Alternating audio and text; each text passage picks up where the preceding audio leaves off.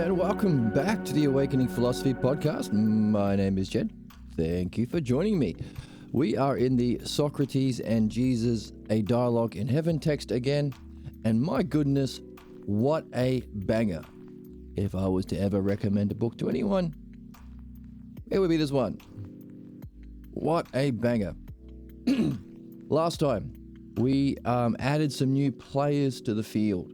We added the more recently discovered Gospels that had been buried by the church when the church decided to pick what books they're going to use to base their propaganda on. Propaganda because following Paul, establishing a church based on belief instead of what it seems that almost everyone else is talking about, understanding. On this channel, we have been learning that belief-based thinking causes human problems. And of course, beliefs don't have to be false. Racist beliefs, sexist belief, Nazi beliefs, etc. And there's a fundamental class of human beliefs called the pathologos that we carry about ourself and reality that is the cause of human problems that we specifically address in philosophical midwifery. While understanding can solve problems. Funny that understanding is for everyone. You don't have to be part of a chosen people or believe some guy in a funny hat to participate in understanding.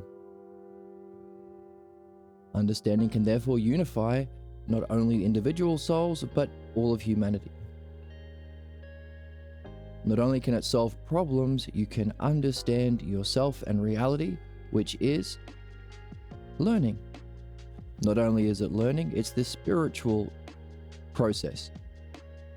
Because what we apply understanding to, self and reality,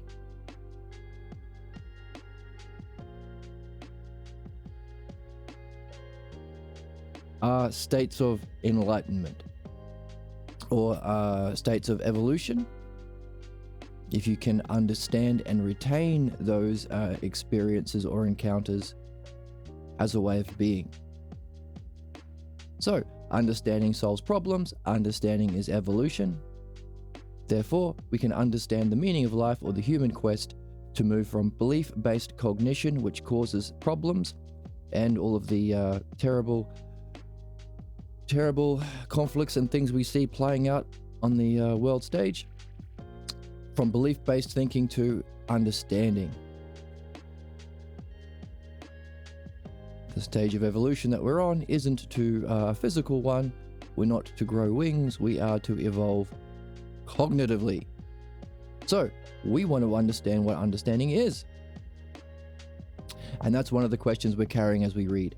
How exactly do we recognize when we are in that state of being where we are functioning through the cognitive function of understanding? How do we know we're in that state of being? That it's our goal to evolve into? So that's one of the questions we're carrying as we read it, as we are reading. What does it feel like?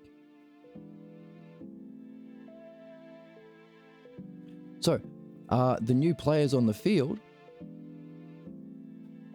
are the Gospels of Thomas the Twin Engine, Jesus' twin, Thomas the Incel, and James.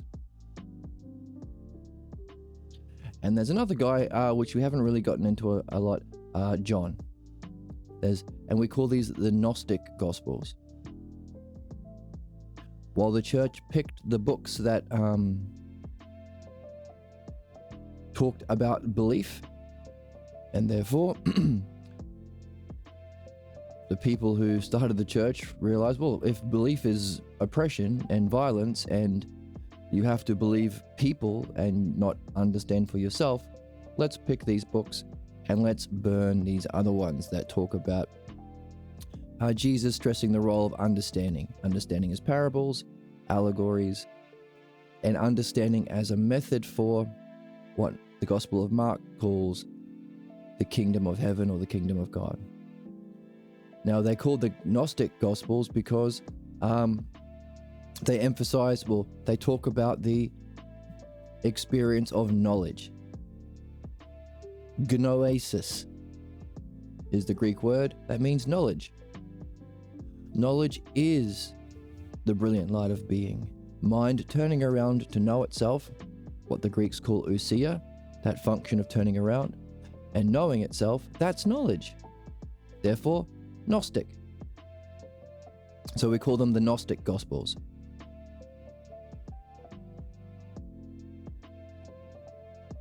That's pretty neat. We also have Q.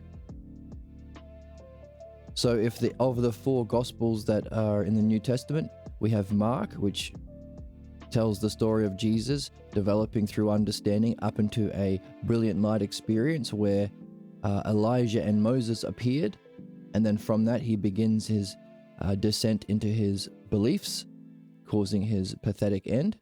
Not a tragic end, because he doesn't turn around and realize.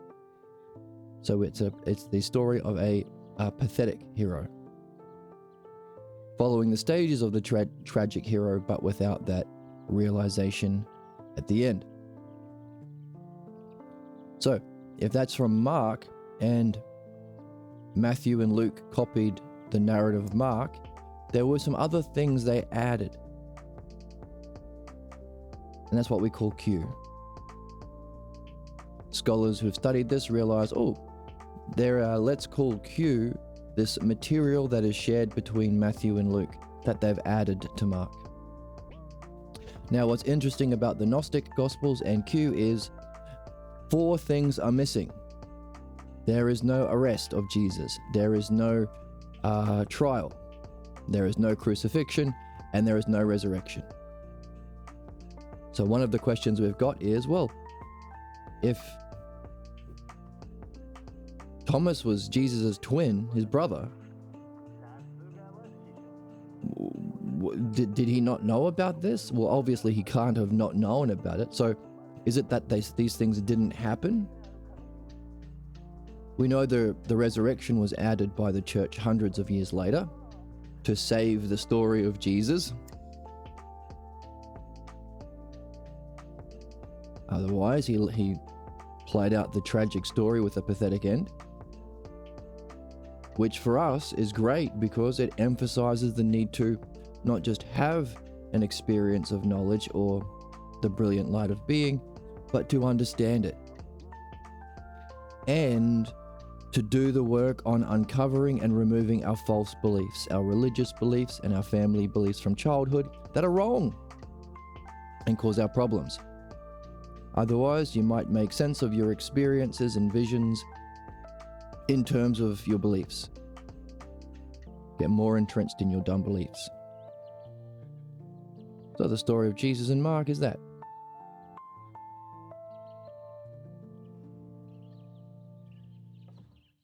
So, did these people...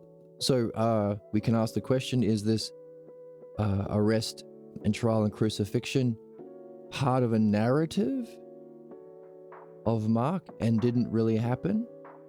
Otherwise, Thomas, Jesus' twin, and James would have written about it.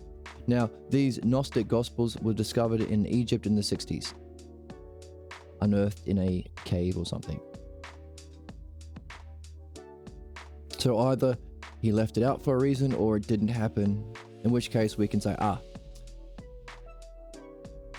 Mark must have added these things in to make it fit the classic stages of a tragic tale.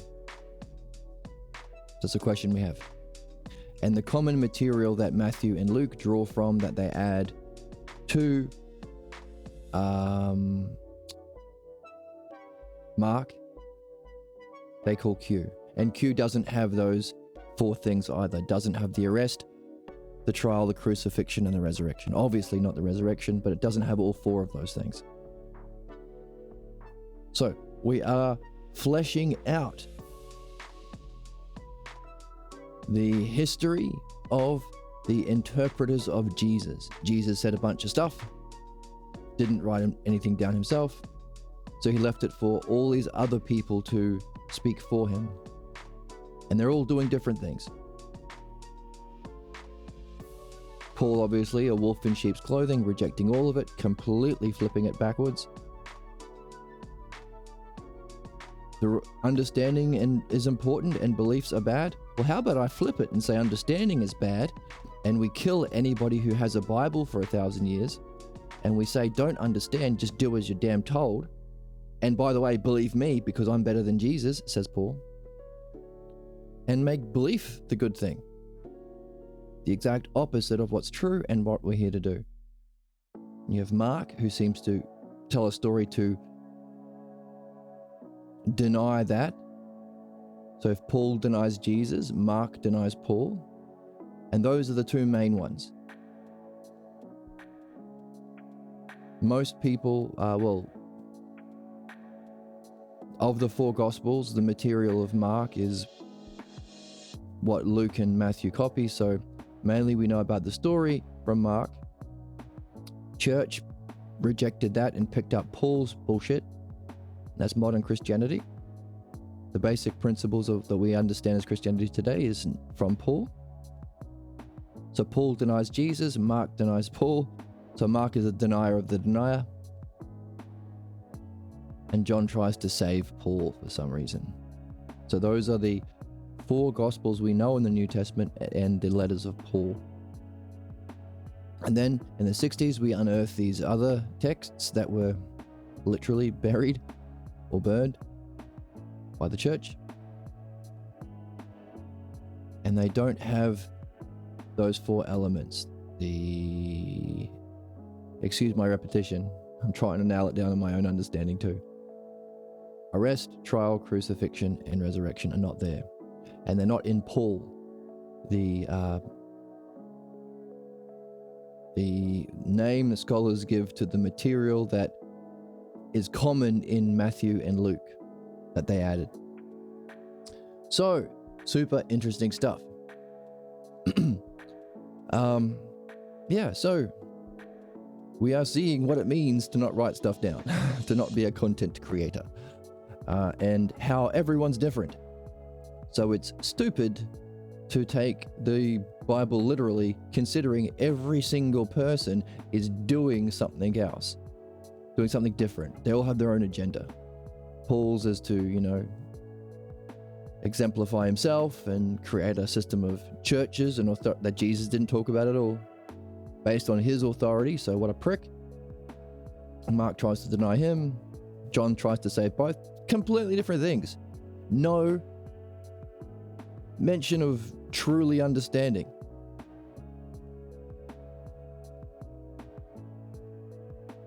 And the Gnostic Gospels emphasize the need for understanding and experiencing knowledge. So we call them the Gnostic Gospels. Now, Mark has stories of Jesus emphasizing the role of understanding as well. So we can see that there's a real interplay going on between the Hellenic tradition, which is philosophy, which is Socrates, which is understanding, rationality, truth, and Jewish belief. And the interplay that affects human beings, which is the main question of this text is, how come it's so difficult to just tell the truth to people? Why do humans have such difficulty in listening to and accepting what's true and rational? It seems that the answer, at least from what we've been seeing in these people who are responding differently to Jesus, is belief. The role of belief. Paul's disgusting beliefs,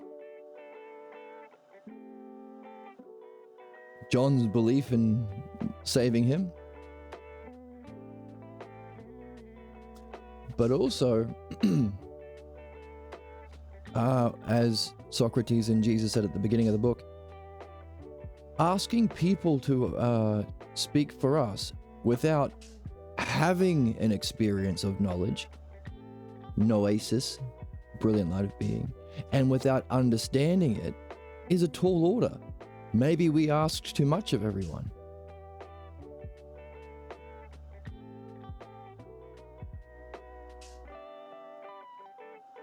And we have a similar thing happening in philosophy. Plato didn't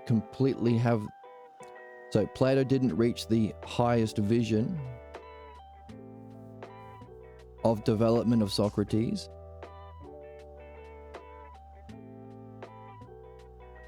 So he was able to write a lot about the significance of the brilliant light of being. But that's only half of the game, to go beyond that to the self. And of course, no philosophical midwifery and dream analysis. So if the main difficulty to accepting new teaching and rationality is our false beliefs, how do we address our false beliefs? How do we get them out of the way? That's what we've understood as dream analysis and philosophical midwifery, which is dropped by Plato, and then Aristotle himself flips philosophy on its head as well. As philosophy is the study of knowledge, which is the realm of being, and beyond that to the self, to know thyself, Aristotle flips it and says, no, screw that. It's just about studying the physical world, torturing nature in experiments so she reveals her secrets so you can use it to manipulate nature yourself. Materialism, modern philosophy. The way we teach philosophy at schools currently, the way most people think of philosophy, is Aristotle. The exact opposite of philosophy, like the way most people, or the way people understand Christianity today, is the opposite of the teachings of Jesus. Paul. Isn't that interesting? We are living in a backwards world. Bizarro land. So that's where we are. Oh, and considering all these different people, Thomas the twin incel, James, and there's a reference to a Gnostic Gospel of John.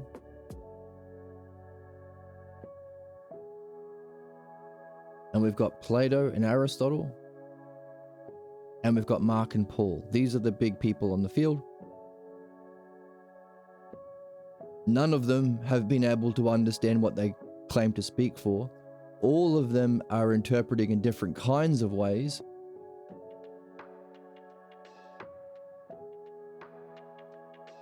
Which means we have to ask the other question. Okay, if half the game is our development into understanding knowledge, noesis, and beyond that to know the self, in the text Socrates says, if you're not doing know thyself, then that's not philosophy. But that's half the game.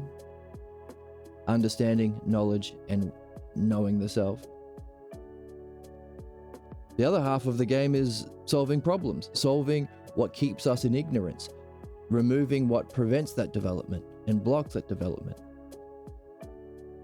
So the question is, if all of these interpreters have various levels of vision, insight, and understanding and development on this side, what about the other side? How do all these people understand what causes problems and ignorance? That's the question we're on.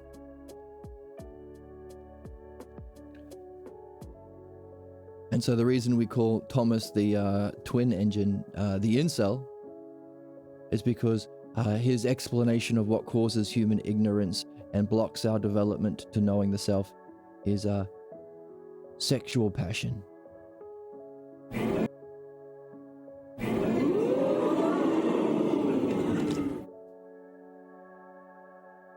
So let's jump in and review all this, nail it down. That review was a bit loose. So let's nail it down and continue to read with these questions in mind. Keeping in mind we have those other questions that we are carrying.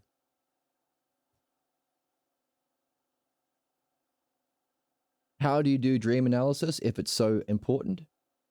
How exactly does participation work if our goal is to participate in the brilliant light of being or beauty itself?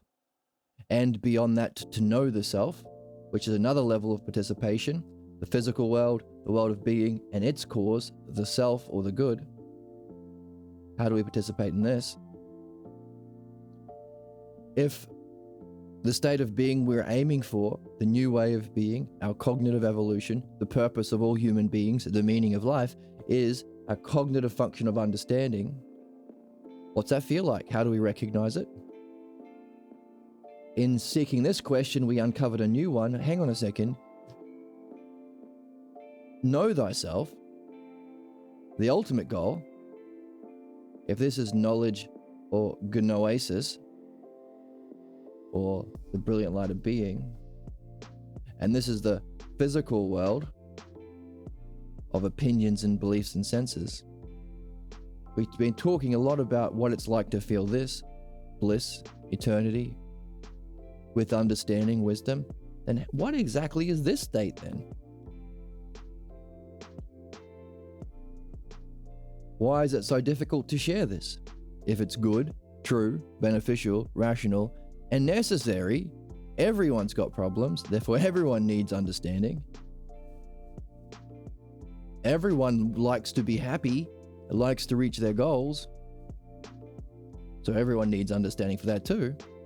And we have a civic duty to figure this out so that we demand understanding of the paradigm of reality, the logos, understanding. We have to demand knowledge and understanding of this as the paradigm for all human laws and for all spiritual leaders. Otherwise, people's terrible sadistic beliefs are played out in politics and religion, causing the fucking catastrophes and terrible, inhumane bullshit we see today. So we all need understanding for ourselves to remove our own problems and reach our own highest goals, but also, hey, we have to have enough of it that we all demand it from every single political and spiritual leader, and not allow what's allowed today. Well, it's my belief that...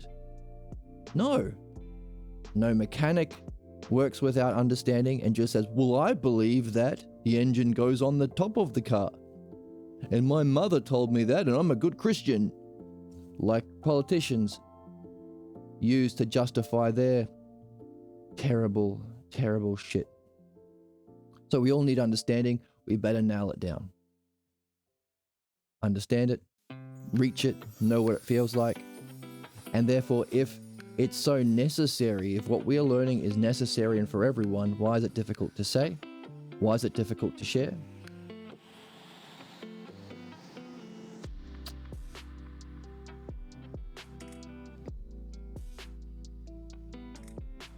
Which leads to the big question of the book.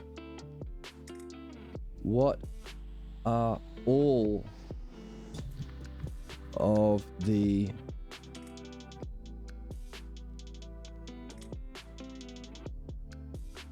different... My pen's being a bit funny today.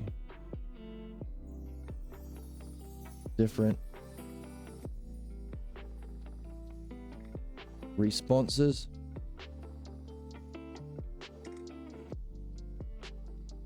to truth and reason or rationality.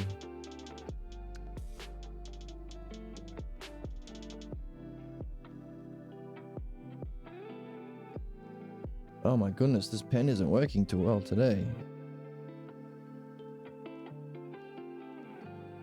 Humans have. And with that, what's their order and hierarchy?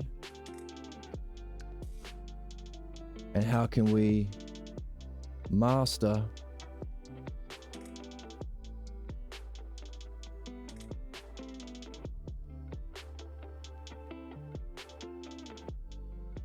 this? How can we master this artfully?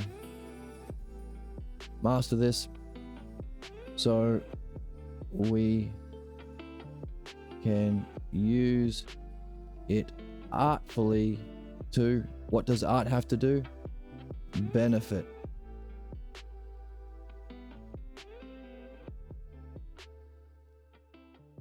ourselves and others. How can we understand all of the different ways people respond to a new teaching or rationality or truth so that we can share this effectively? And maybe understand all of these different responses in a hierarchy so that we can recognize, oh, you have a Paul type response. You're a wolf in sheep's clothing. You have a John type response. You're trying to save this guy. You have a Mark type response. You're a denier of this guy. Denier of the denier. Or you're like these new players on the field, Thomas and James, who want to keep both your false beliefs from childhood and understanding and try and synthesize the two together. That's our new category. Now, if we can understand that, then we can say, oh, okay, that's where you're at. This is what you'll have to do to go to the next step. Simply because beliefs are the cause of problems. Beliefs are false. It's not based on truth, it's based on what someone else says. And no one who has understanding will tell you, believe me. And beliefs are always harmful because to believe you have to reject understanding. And understanding is what solves problems. Understanding is what's needed to reach knowledge. Understanding is what's needed to make sense of knowledge so you don't have a tragic or pathetic end like Mark's story of Jesus. And understanding is needed to, as we saw in our talk about the symposium and beauty itself, develop excellence at every stage of development, but also when you do reach knowledge, the brilliant light of being or beauty itself. That's the base for the next stage of development, or the development of human excellence. As Socrates says, to be as immortal and a friend of the gods as any man can be. So, by definition, beliefs are harmful. In particular, the ones that are, well, we understand, well, we have seen different categories of belief. We've seen supernatural beliefs or religious beliefs, faith, which are harmful because it's in principle cannot be proven. You can't prove all the crap that Paul said about Jesus being the only Son of God and being an immortal being and bringing the end of the world and coming back on a cloud. You can't prove that Mary was a virgin. You can't prove all of this stuff. But you're told believe it anyway. So if you get this kind of belief, a religious belief or an absurd belief, can't be proven. At the same time, you're getting a second belief. Absurdity or irrationality is the mark of truth, which rejects your own understanding, your own mind, your own being, your own development, your own self.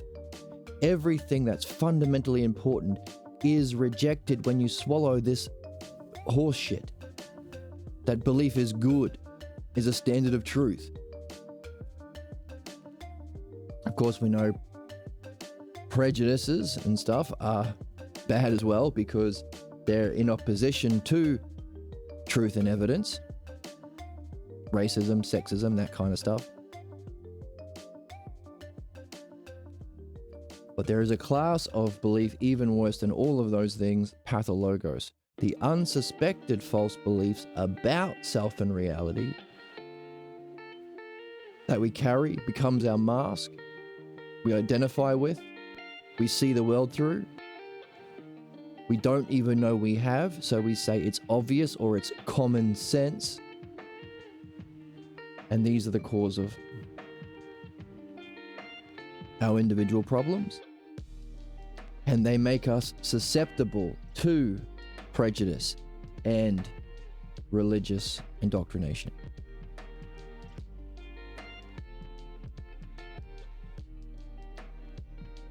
So, in summary, beliefs are bad.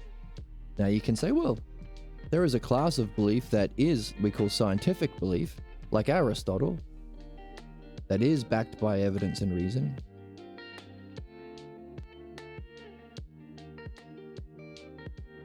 It's not philosophy. It's not understanding. So long as you use it as a springboard into understanding, fine. Otherwise, you're left with nuclear bombs and hand grenades, but no understanding of justice, beauty, reality, self, or how they should be used. So in summary, our development is out of all of these terrible beliefs into understanding. Now, we have understood that because we've been reading and listening to Socrates. We've also been reading the Philosophical Midwifery book, which is the formalization of that very principle. In the back is the validation studies. It's the only form of psychotherapy that's been validated. So it should be taught in every university, but it's not. Why? Because of this.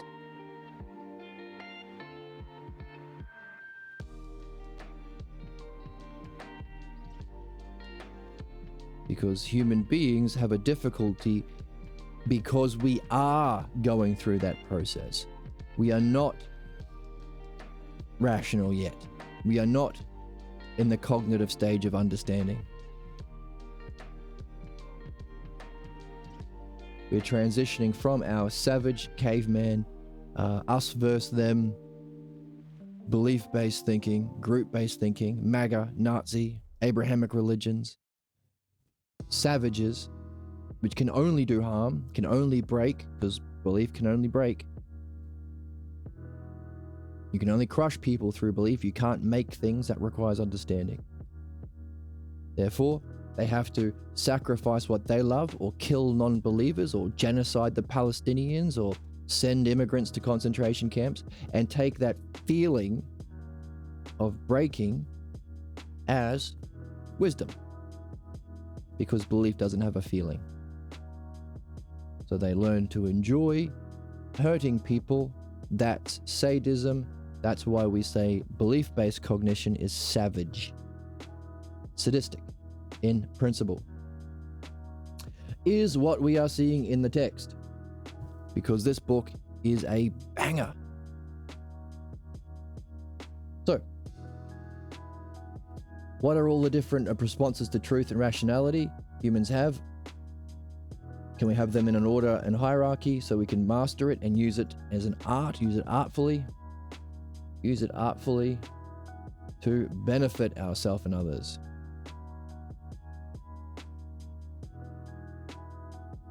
So, let's carry these questions as we read, and let's see how all of these other people make sense of what blocks our development. Or, how do they answer this question? Why is it difficult? Or what keeps man in ignorance? What keeps us savages? Why do we oppose learning? Why do the many rather be entertained instead of learn? Let's see what they say. Let's jump in.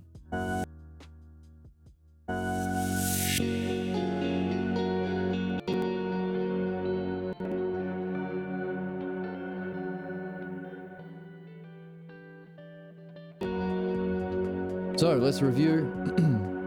Right back from the Haterades. The Haterade is drinking the Haterade.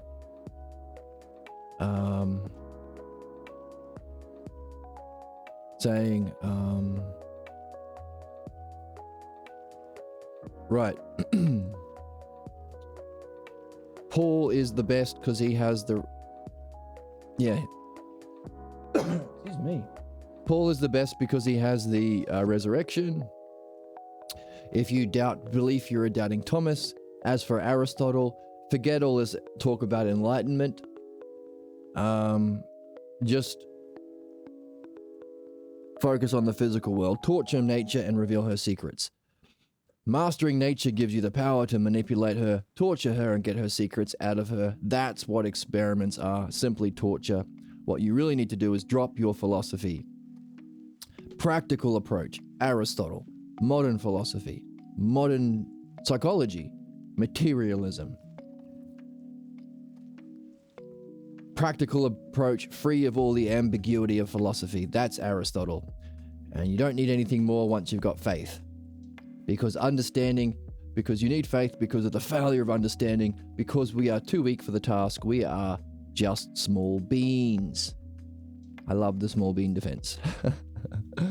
We can't do understanding and gain knowledge and enlightenment. We are small beans. Antichorus says, shut up, haters. You have to listen. We do not interpret. We just read. We're not trying to save our beliefs. We're just seeing what's there. So you guys dumping your beliefs on us about how bad you are and how bad understanding is and how you need to be a slave and listen to Paul, that's just stuff you're carrying with you. That's not in the book. That's not reason. Analysis is empty of interpretations. It's a big one. Also plays into dream analysis. It's not dream interpretation. It's painful to realize you've been persuaded to believe what's false, and it's also painful that you've gone through suffering because you bought into the belief. Now, it's not our fault. It's not a blame game. In that we were tricked. We were all tricked to believe false things. That's part of the human experience. To move specifically, the meaning of life, to move from belief-based cognition to understanding. Meaning, in childhood, we all get beliefs. And we can trace it back to our early evolution, before we had reason. Like, why do you think there are so many MAGAs voting for Trump? Actively voting against every single interest of their own. Because they're immune to evidence and reason. That's what it means to be a believer. To act against your own benefit in a harmful way and seek harm. And by the way, what's the appeal of Trump? No policies of good things, it's only bad things. We will hurt the blacks, we will hurt the immigrants, we will hurt the women, we will hurt everyone. That's the appeal. Sadism. Belief has sadism as knowledge. Understanding has bliss and wisdom as knowledge. It's a difference. So, we undergo suffering internally and externally because we bought into the belief as kids, which means we have the power to remove it. We have the power to free ourselves and wake up from our folly. If we put aside Aristotle and Paul who deny truth, we can ourselves find freedom in the truth we discover ourselves, about ourselves, for ourselves. Selfing self. Through understanding. That's the logos. Then we realized that there were some new texts. So far we've been looking at Mark and his tragic tale of Jesus, and Paul in his denier of everything Jesus said, modern Christianity. But then we have some new gospels unearthed in Egypt. And many of them follow knowledge, not belief, knowledge, which is mind ousia-ing, opening the eye of the soul, ousia, to know yourself as pure being. So we call them gnostic, because that's the Greek word for knowing. By the way, they also believe in God. So, still carrying beliefs. Now, their version of God, of course. Our version of God, we have self. Much better. You can believe in a God. You don't have to believe anyone to know you've got a self. It's obvious. So the secret book of Thomas, the twin. We even have a book of Judas. We haven't looked at that yet. And obviously the church burned books. So if you've got somebody on your team burning books, you're probably on the wrong team. Or rather, don't listen to those people. 300 years after Jesus left, after he died, the church picked the books. So the books that we know are picked 300 years after Jesus. And they only chose the ones that could support their drive to dominate and control people within a church system. Fancy that. The worst bastards of humanity seek power and seek to create systems to enshrine their power, like capitalism, like fascism, like the church. No surprise there, like MAGA. Dominate people. The Gnostic works are the way of knowledge. There is no need for faith. So there's no need for faith and no need for the church. So the Gnostic Gospels that teach that development is into knowledge, and kingdom of heaven or the kingdom of God is a state of being of knowledge, state of mind called knowledge. Of course they burnt those books, because if you know something, why do you have to believe those assholes? Shouldn't say assholes. Assholes serve an important function. Miserable bastards. No need for faith. The cause of problems. Okay, 50 have been recovered, but 5 are the most significant. So far we've been looking at Thomas the incel twin and James. Okay, they all present Jesus continuing his work.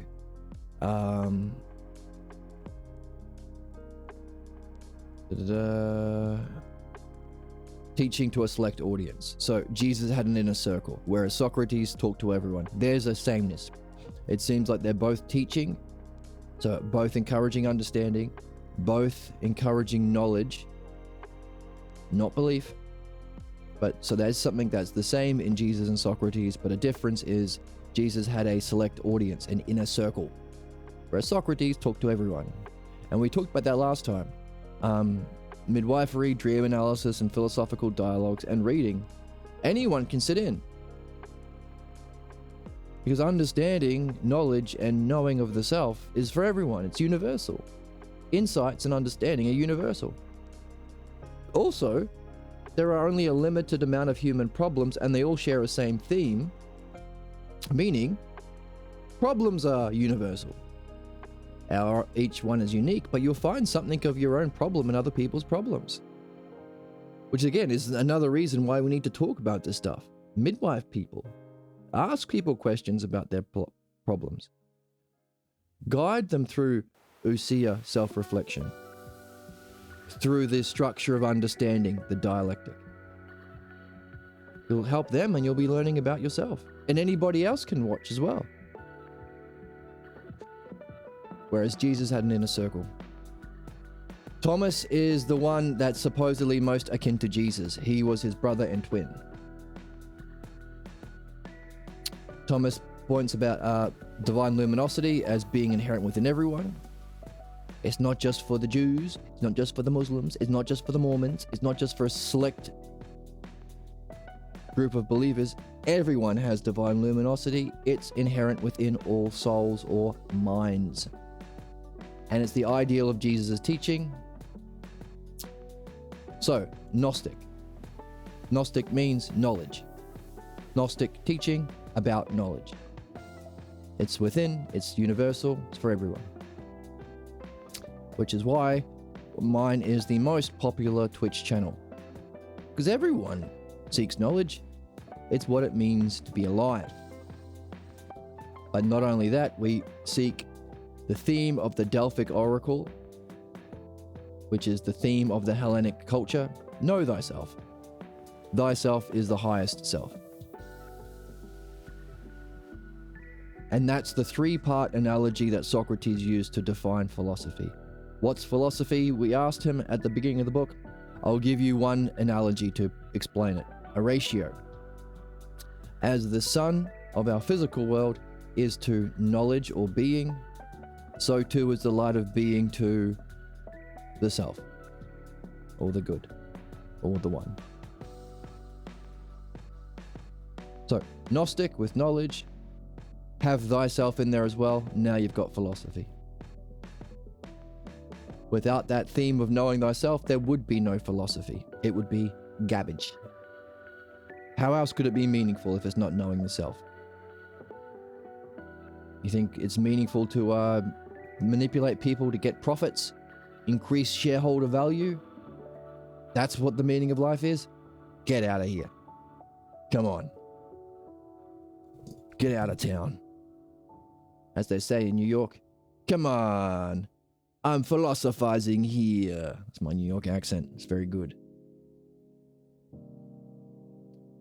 Okay. Thomas, Jesus' twin brother, talks about him being filled with light.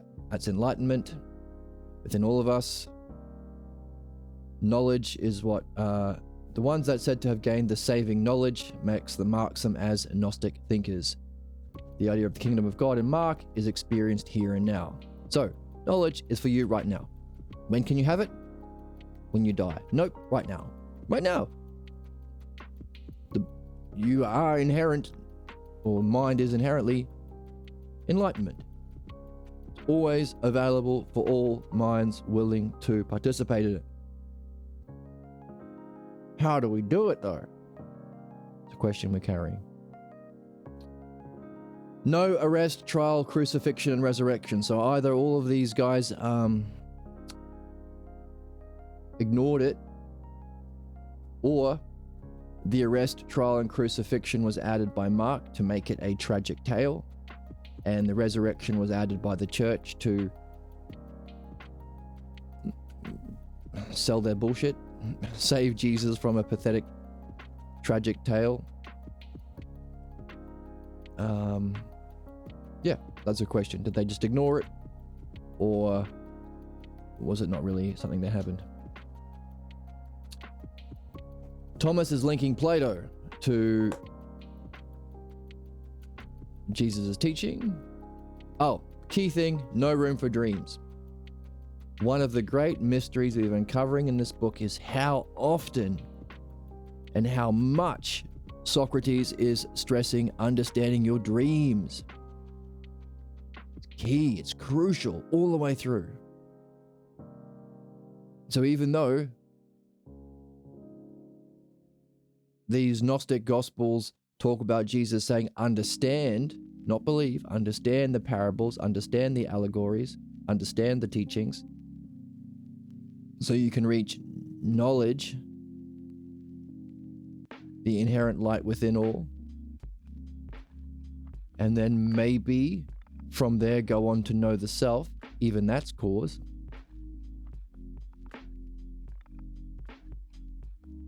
Seems to be missing a big thing, dreams.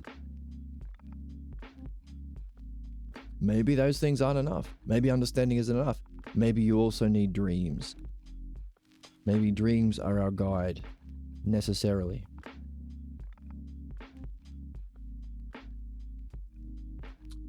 Okay, Thomas was Jesus' twin.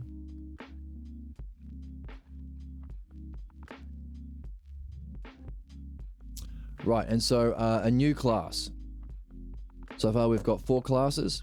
The best one, just accept truth, the new truth you've been exposed to that's rational and beneficial for all. Understanding, philodianoia, and reject belief. Number 1. Number 2, reject reason and be a loyal believer. The worst kind of reaction to learning. Dismiss learning to be a brainwashed zombie.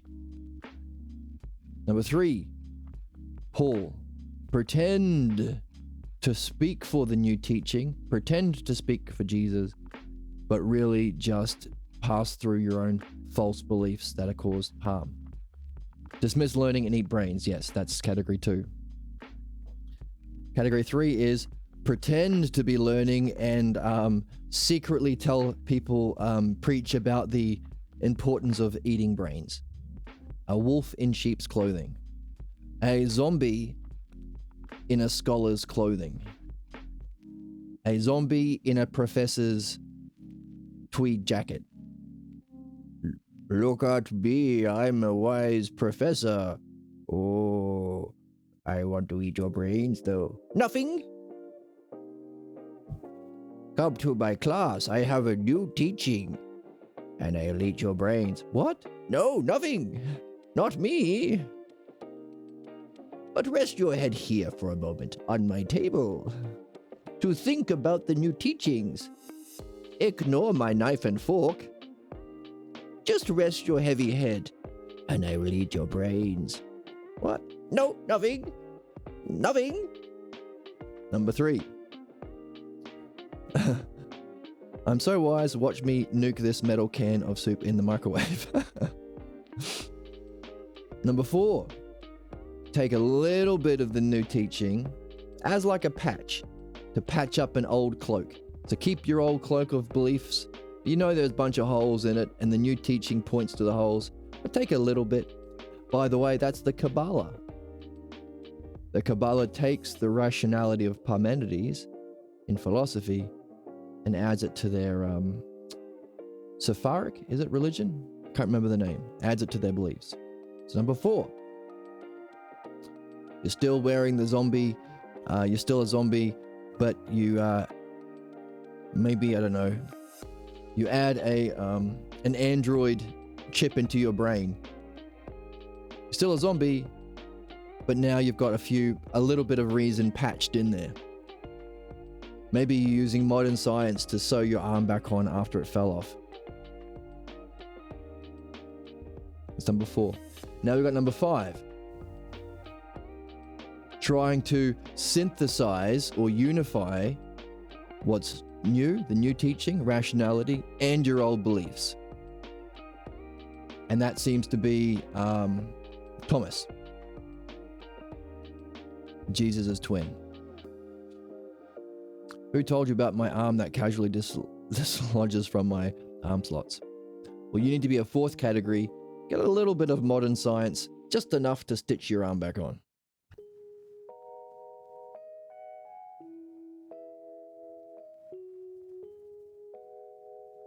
Or number 5, like Jesus' twin Thomas, still be a zombie, but also be a scholar. So be a zombie scholar. So teach zombie classes. Try to synthesize the 2 together. Now what's the 2? Belief-based cognition and understanding-based cognition. Or religious thinking influenced by Judaism and understanding, Hellenic. Number 5, a synthesis. Hey, we don't have to throw away my beliefs just for reason. Let's just keep both.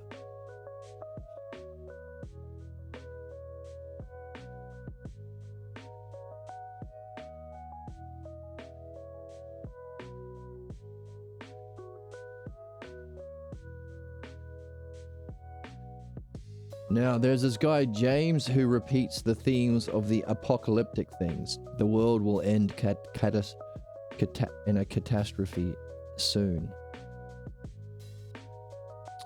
What, do you like brains, not thinking, and devouring your hell?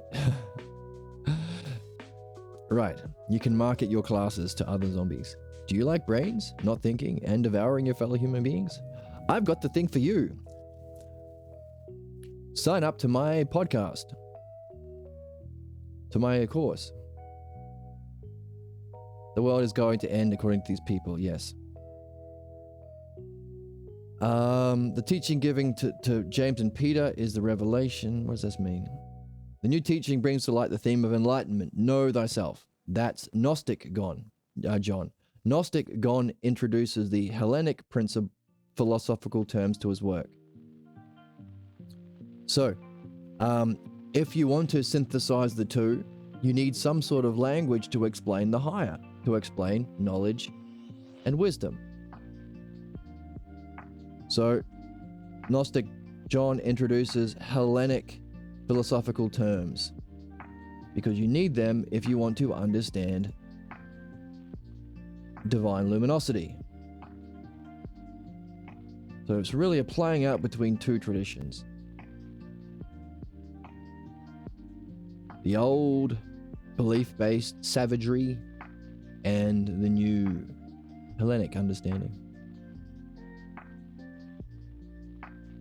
So he retains the core beliefs, does James.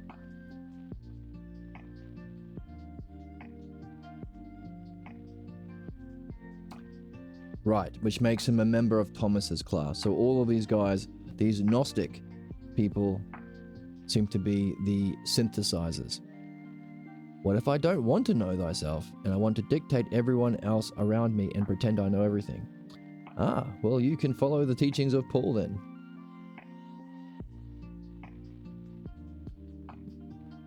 Because I'm knower and smarter. That's the thing. That's what I get annoyed.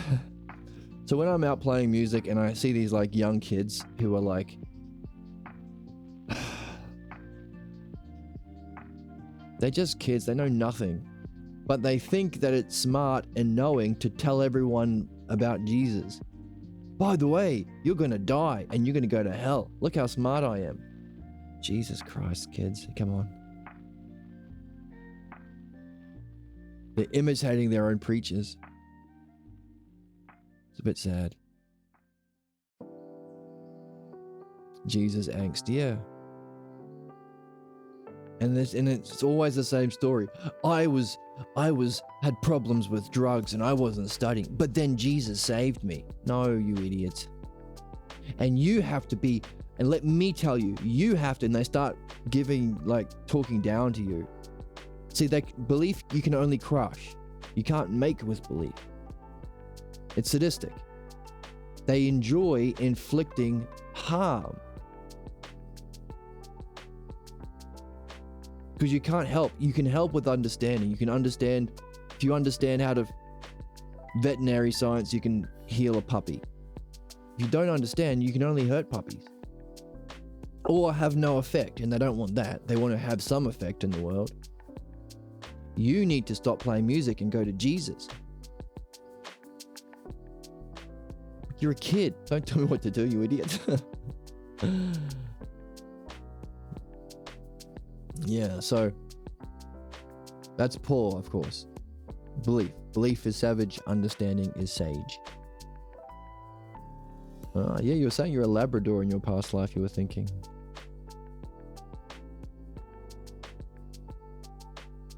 Golden Lab?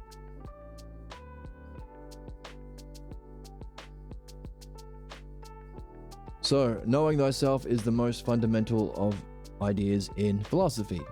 It's the true mark of the Hellenic logos.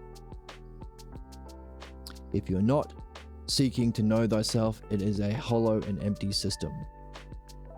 All of the mysteries of intelligent systems spin around the idea of self, whereas religion spins around the idea of God that you just believe in. So you want to understand, you want to be rational, you want to have a unhollow system, a full system. Know thyself. That's the principle. What is the self? What experiences pure knowing in the brilliant light? What is going through a development from belief, caveman, savage, zombie belief, to sage-like understanding? What's going through that process? And what caused the process? What caused the conditions for the process? Self, self, self, self. Where is it all taking place in? Self. Everything is from self, in self, and returning to self. But carrying back with us a mastery of the self logos. That's significant.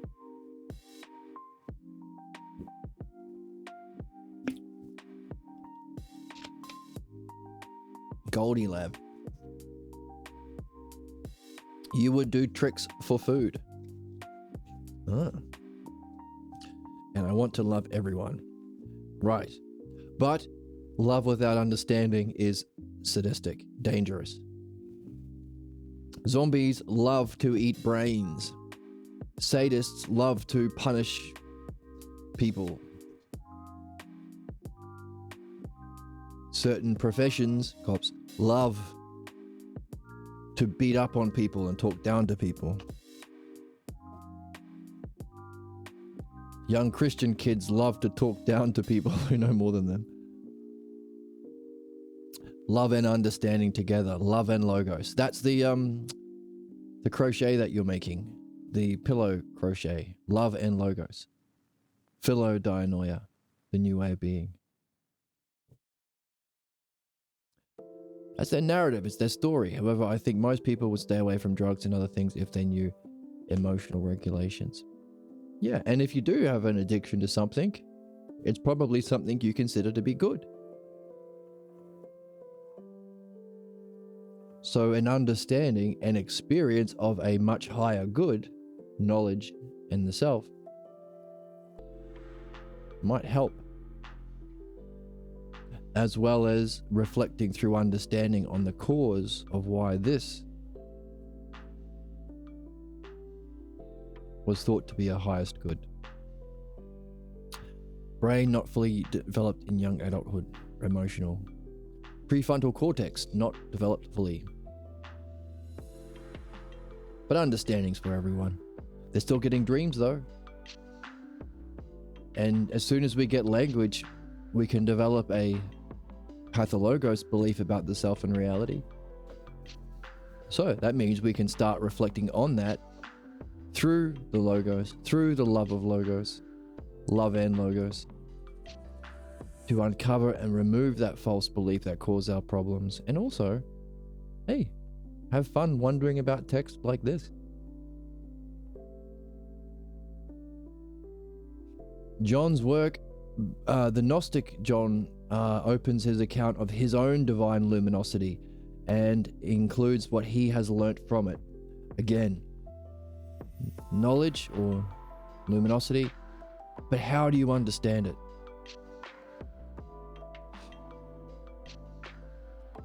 Oh, and also the other part of the game. So if it's understanding to knowledge and then knowing thyself, beyond that, the other half of the game is how do you account for what prevents that development? Why do people reject this? Why are people ignorant? Why are people attached to their addictions and their sadism and their problems? For John, it's forgetfulness and passions. For Plato, it's forgetfulness.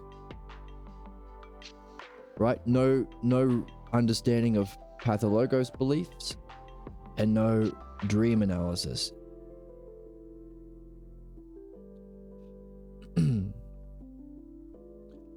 For Plato, our problems are caused by forgetfulness, and it's overcome with the knowledge anchored in the divine luminosity. And when you recover that experience, you are awakening and recalling one's inner vision. How exactly you pull that stunt off, we do not know in Plato. Oh, and we don't know, well, there are some instructions in Plato. We don't know it from John. And there's no supporting literature. And he doesn't reference dream study, which is a problem.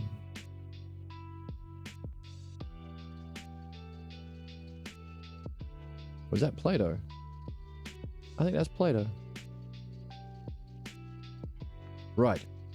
So Plato says human problems are caused by a forgetfulness of divine luminosity or knowledge. You can awaken, which is the name of the channel, and recall your inner vision. How exactly you do it, not outlined specifically in Plato, even though he has a lot of philosophical themes. But he has no reference to how to do dream analysis, which is our job. Part of what we're discovering on this channel is how exactly do we master this dialectic so that we can learn the language of dreams and apply it to dream analysis. Because all the way through, Socrates is saying, dreams. You can't really complete midwifery without dream analysis. You might always be missing something. You need a guide.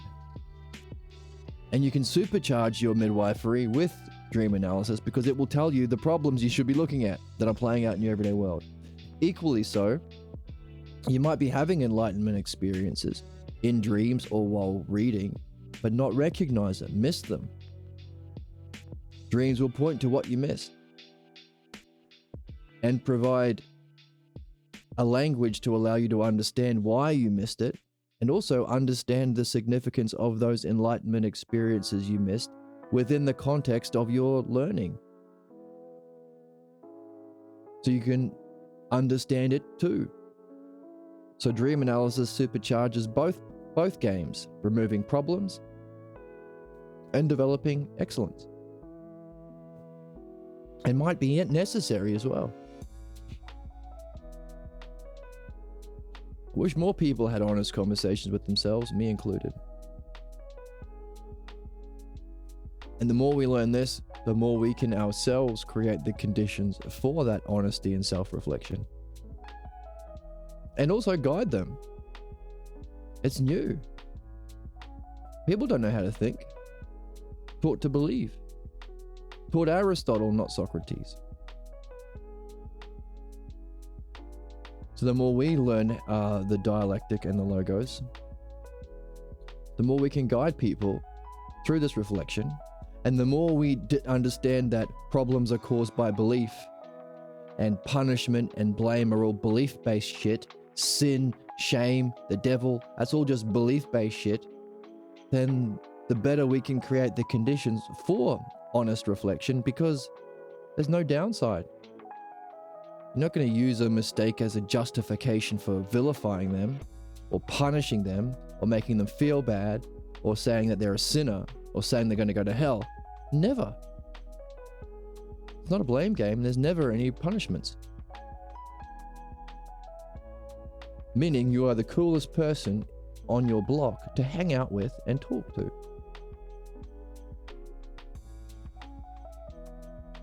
Keep getting dreams of being stuck in a science lab.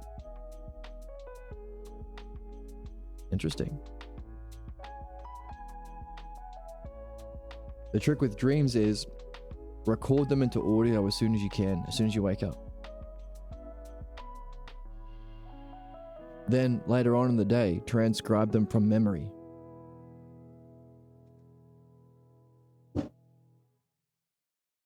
Then transcribe your audio. Then compare your transcription later in the day from memory to the audio transcription. And you'll start to see some things.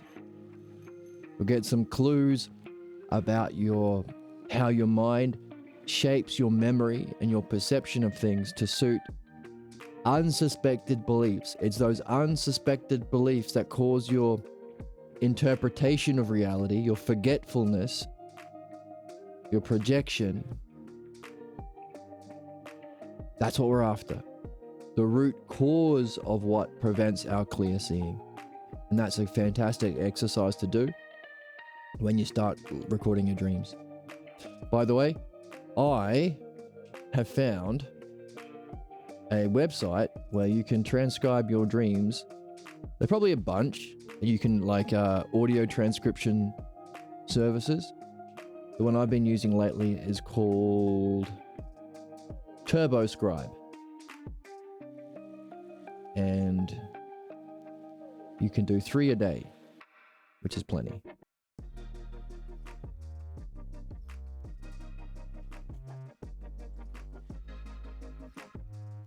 And if you want to supercharge your development, you can set an alarm to go off every 1.5 to 2 hours, because that's dream cycles.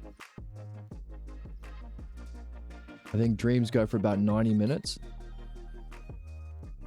And then there's a new one. So if you wake up, if you set an alarm for 90 minutes to 2 hours during the night, you can wake up with your alarm, record it into audio, go back to sleep. Same thing will happen again another 2 hours. Record, go back to sleep. Do it again. And in the morning, you've woken up and you've got all these dreams that are so, are way more accurate because you recorded them as soon as you had them. Because normally when you wake up, you kind of have an amalgamation. It'll feel like different scenes, but they might actually be different dreams. Accuracy, the more accurate we get, the better it's going to be. So that's a little trick if you want to develop faster.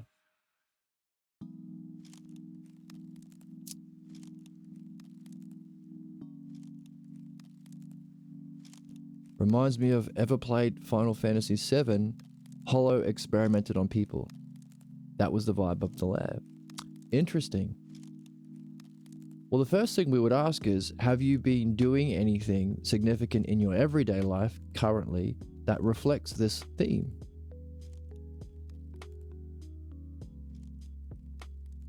For instance, what did we just read?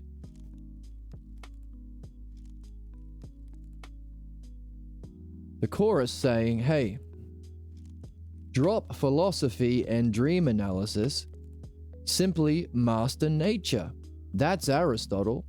All this talk about enlightenment experiences of the pure light of being or knowledge, that won't help your soul. That's not the truth. Instead, do things in the physical world, practical things. Mastering nature, give you the power to manipulate her. Torture nature to get out her secrets. That's what experiments are, simply torture.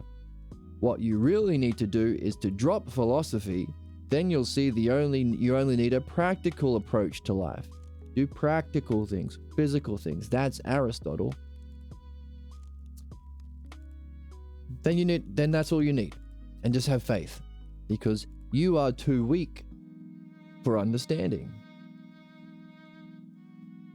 This is why it's important to have your nose in a dialogue. Either something by Plato of Socrates or Pierre Grimes. And thankfully, Pierre wrote a lot of stuff down. Like this one. Because this is what we need to apply our minds to in reflection, to gather the right opinions, to go through this process, the stages of cognitive development. We start with pathologos ignorance, what we think we know, like Aristotle. Oh, just physical things. That's what the world is. That's what my mummy and daddy told me. That's what everyone on TV does. Physical things. That's wrong. But we think it's right because it feels obvious. It feels like common sense. Very few people are interested in discovering the meaning of life and actually doing it. Fulfilling your purpose. So, doing what you can to let go of your pathologos ignorance, that's just starting the game. So now you're in the game. You have to start with philosophical ignorance, realizing you don't know, but you're okay with not knowing because you've got a question.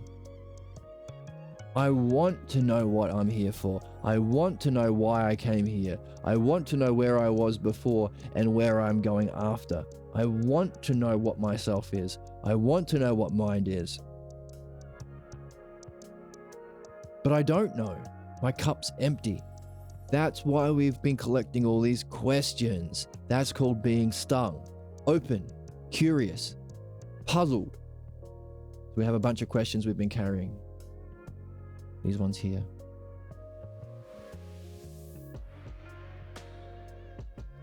Carry your questions in your if sack. Sorry, in your Q sack. So you're in Final Fantasy, you've got an inventory. Part of your inventory is a sack full of questions.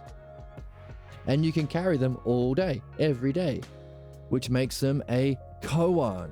A koan is a question you can carry at all times. You are changing your way of being through practice of being curious at all times, whether you're playing music or trying to pet a stinky camel or cuddle a smelly sloth. You can still be wondering about your question.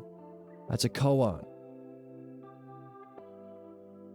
A kind of spiritual question that you can carry at all times that keeps your mind open and receptive to insights and enlightenment. So that's the first stage. But then you have to be in one of these books. It's no good saying, I'm curious about being a chemist. I'm not like my brain-dead uncle who's never read a chemistry book in his life but thinks he knows everything about everything, so he's never going to take a chemistry class. He's stuck in his ignorance. Racist, goddamn stupid uncle. So I'm not there. I'm genuinely curious, and I know I don't know chemistry. But that's not enough. You got to get your nose into a chemistry book.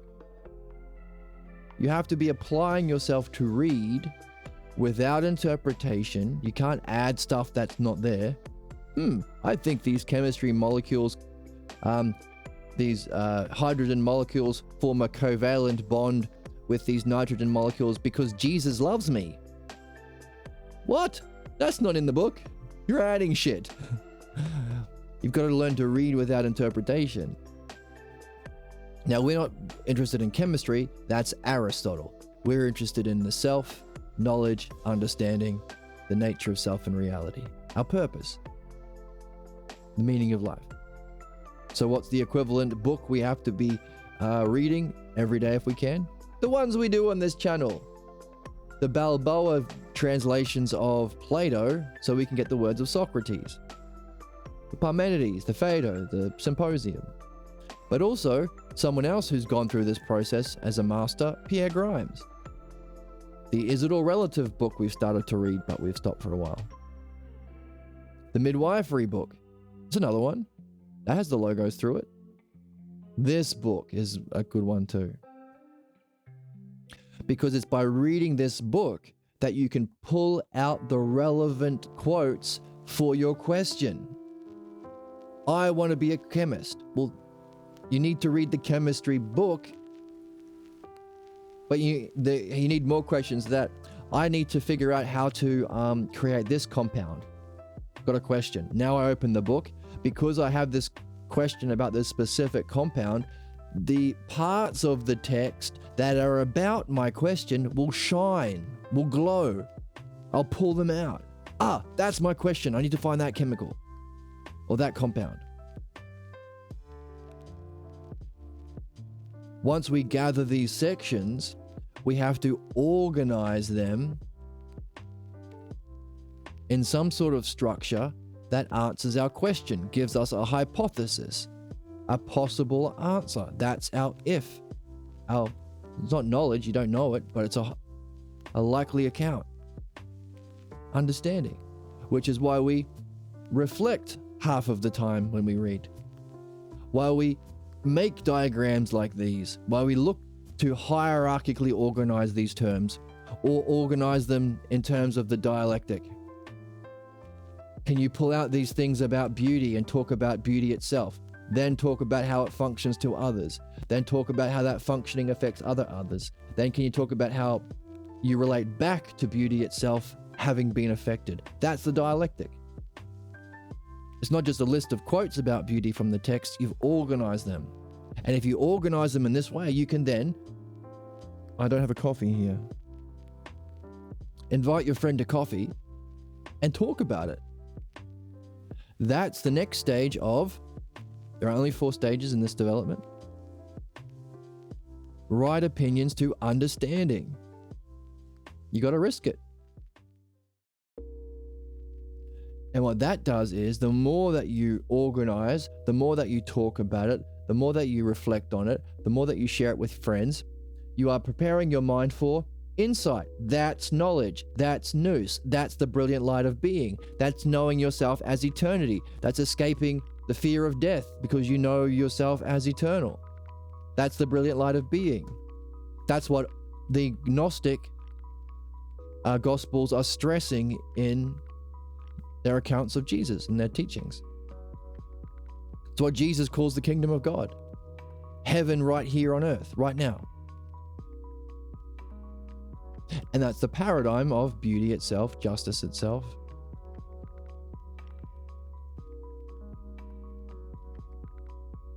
And then, of course, we can reflect on that and go further to know thyself. So, knowledge or Gnostic and know thyself, Hellenic or philosophy. And it looks like your dream is saying, hey, you might be curious, you might have a question, but are you doing the next step?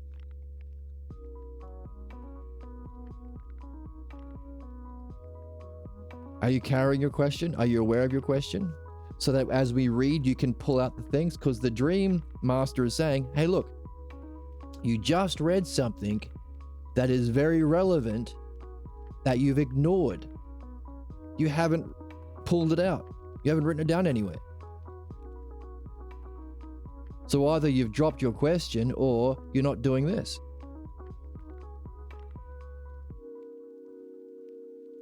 And then after you've got a bunch of these, then you can organize them to practice the dialectic. Practicing the dialectic is the method. It's the exercise of philosophy. Organizing your thinking, organizing these quotes, and talking about them. The dialectic is also dialogue, conversation. Nailing it down, which is the cognitive function we're here to develop. That's the meaning of life. That's going from false beliefs to this false beliefs, cause of human problems. That's what we want to get rid of, but we also have to do something else. It's this. And how can you do understanding if you're not pulling out the terms from the text? How can you be looking for the terms of the text if you don't have a question? And one of our questions is, if this is what we're here to do, gain a new way of being, a state of being that you might be able to take with you in your dreams and in your, after you die, in your spiritual experiences. This might be the state of being we're here to develop. One of the questions we've got in the text is, what is the state of mind or being of understanding? What's that state of mind? Well, how will you know unless you're doing it? And the dream is saying, hey, you're in the right text. You've been reading about the difference between materialism, Aristotle, practical things, but you're not doing this. But also the dream master is highlighting to you the next level. The dream master is saying, look at how important I am. If this is the process here, going through these stages,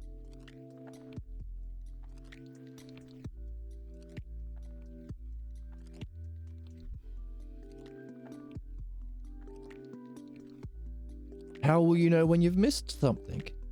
If you've missed something, if you're not doing one of these things, or you've missed a right opinion, well, how will you know what you've missed? You can't. You've missed it. Your dreams help you. See, you missed a quote that's really important for you, but your dream is saying, hey, look, it didn't shine for you when you were reading, but it can shine now. I'm going to point to it. I'm going to make it glow. So not only can you get that part of the text that's needed for your development, you're learning about the significance of your friend and guide, your dreams, your dream maker. If you miss it, I'll tell you about it. But you better listen. Otherwise, you will end up being tortured. You will end up torturing yourself. You're treating yourself like a physical experiment by not doing this or ignoring me. See? Supercharges your reading. Necessary. Which is what Socrates has been saying. You can't really do this without dreams, because the dream will highlight the things you missed. And earlier in the text, it said not only will it highlight the things you're missing in here, having a question, pulling out the quotes from the book, organizing it in terms of the dialectic, and sharing it with your friends. But hey, you might even have states of, as you go through this, you might even have enlightenment states that you don't recognize, or you miss, or go too fast or something, or you don't recognize, or you miss the significance of. So at each stage of these cognitive stages of development through reading, through learning, what we're here for, each one of them, the dream master will say, hey, you missed one. You missed an insight, or you didn't structure your understanding well, or you missed a right opinion from the text, or you were stuck and you didn't have a question. Those are the 4 stages. And then when you start recognizing these enlightenment experiences, then same thing. To go from Gnostic knowledge to knowing the self. So once you start to recognize your transcendent experiences out of time, eternity, pure light, deathless, eternal, immortal, once you start noticing yourself as that, then the dreams will say the same thing. Hey, you better, that understanding that you've been developing to reach that, now do these same stages on that. Get a question about this.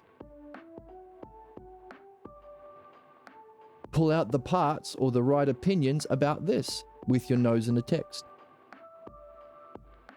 Gain an understanding of the nature and causes and conditions for this. So all of these you use to get to here, now you can apply it to here to find its cause. That's knowing the self. That's the essence of philosophy. That's what we just read. Without knowing the self, it's not philosophy. It's a hollow thing. You think it's about torturing nature? You think it's about collecting money? You can't take that with you when you die. You can't take that with you in your dreams. You can't take that with you in your spiritual experiences. And the transitional, the temporary phase of being in time, you can practice understanding. That's what we're here for. That's the state of mind we're after. That's a new way of being. You can't take things that are in time outside of time with you. Therefore, it's a hollow game. So even the understanding that it's the best way of being in time, getting a question, using the right opinions, and practicing the state of being called understanding and functioning, even though that's the highest functioning, it still has as its object this, which is timeless or outside of time, and this, which even transcends timelessness. So our activity, our highest activity in time, is our state of being called understanding and functioning called understanding. But our state has to be one of these 2 things. So this is the best functioning in time, and these are our states outside of time. And dreams will help you all the way along.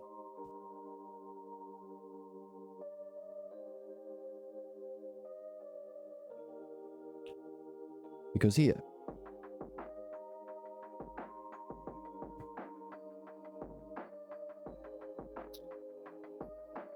dump that, everything we just said, dump that, says your culture, your parents, your religion, all the other Twitch streamers.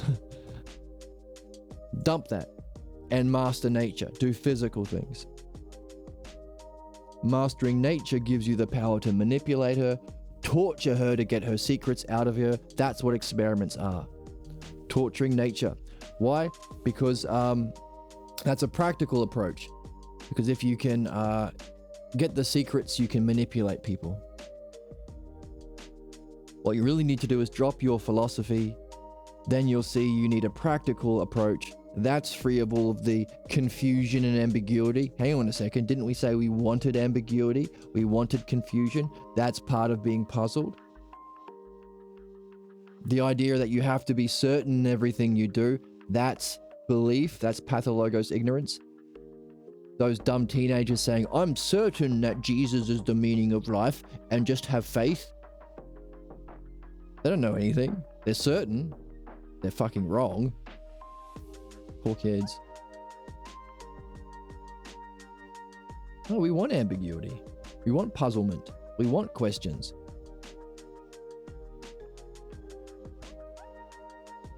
You need a practical approach that's free of ambiguity. of philosophy. What's that? Aristotle. You don't need anything more once you've got faith. Why do you need faith and practical approach? Because you can't do this. You are a small being. You're too weak. This game is not for you. Maybe for Jed, maybe for Aristotle. No, not Aristotle. Maybe for Socrates, maybe for Pierre Grimes, maybe for Diotima, maybe for Parmenides, but not for you. Says the haters, says your pathologos doubts, says the echoes from whoever told you this when you were young. They're just echoes, echoes from the past. Then give up on this. Do something practical.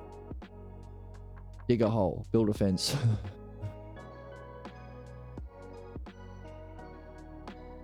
Says the Dream Master.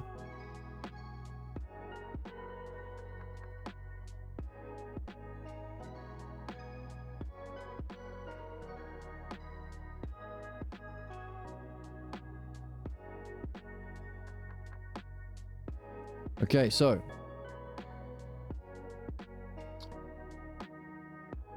we've got these new players on the field, the Gnostic people who want to save their pathologos, their beliefs, and have a little bit of, and have understanding, knowledge, and apparently knowing thyself as well. So they're trying to unify these two together.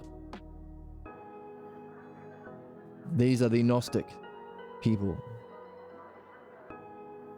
And the key player is Thomas. He seems to be closest to Jesus' teachings. We also have Gnostic John and Gnostic James. Jimmy, James.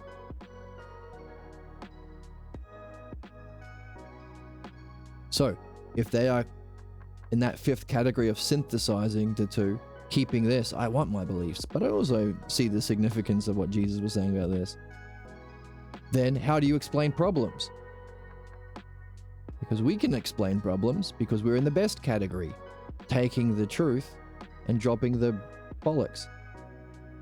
But if you want to save the bollocks, how do you explain problems? Well, our explanation is problems are caused by belief-based thinking that are in principle antithetical, in opposition to understanding, reason, knowledge, knowing the self. We even have a name for a particular kind of belief called a pathologos. We even have the process of using understanding in that way of being, the highest functioning, to find the root cause and conditions for it, to dissolve it, to free us of problems. But they want to keep their problems because they're a synthesizer. So, if you're trying to keep your real problems, what's your explanation of problems? Let's read. Well, John says it's forgetfulness and passions. You're too passionate. That's why. All right. Plato also says it's forgetfulness. So Plato also drops an understanding of beliefs and midwifery. And dreams. Again, just as we saw today, dreams pointing to something in the text you're missing, dreams will point to something in your problem that you're missing. So we could even reflect further on the significance of the lab and the experiments and the metaphorical meaning for Final Fantasy and the Hojo experiments from the dreamer. And if we went through that kind of a reflection, we might find clues about what made it believable. So the dream's not just pointing to the right opinions the dreamer is missing, but giving her clues about the false opinions that she needs to use as the clues to find the pathologos belief that underlines problems. So, dream study. John and Plato drops that and talks about forgetfulness and passions. Without understanding, all you have is slogans. Know thyself is a good slogan, But what good is it unless you have this model, which we got from the text? Because we had a question, we got these terms, each of these terms are the right opinions, and we arranged it in this structure. That's understanding. Oh, and we talked about it. Golden and I have been talking about it with reference to what's been going on in our lives. That's understanding. So we're doing it. We're playing the game, the noblest game. And if you're not doing this, arranging it in this way, arranging these terms and talking about it in this way, reflecting on it, and with dreams, as we did today. Yeah, makes sense. Doesn't it make sense? Isn't it neat how it makes sense? It's like it's within us, torturing nature to get our secrets out. Yeah, philosophers, scientists, empiricists. And then we have movies about, oh no, if we bang these particles together, we might make a black hole. Let's do it anyway. Or the Nazi experiments, or companies torturing animals to test if their perfume burns your eyes, or the Americans saying, well, let's drop a couple of nuclear bombs on Japan, even though we don't need to, the war's ending anyway, but let's just, do some experiments.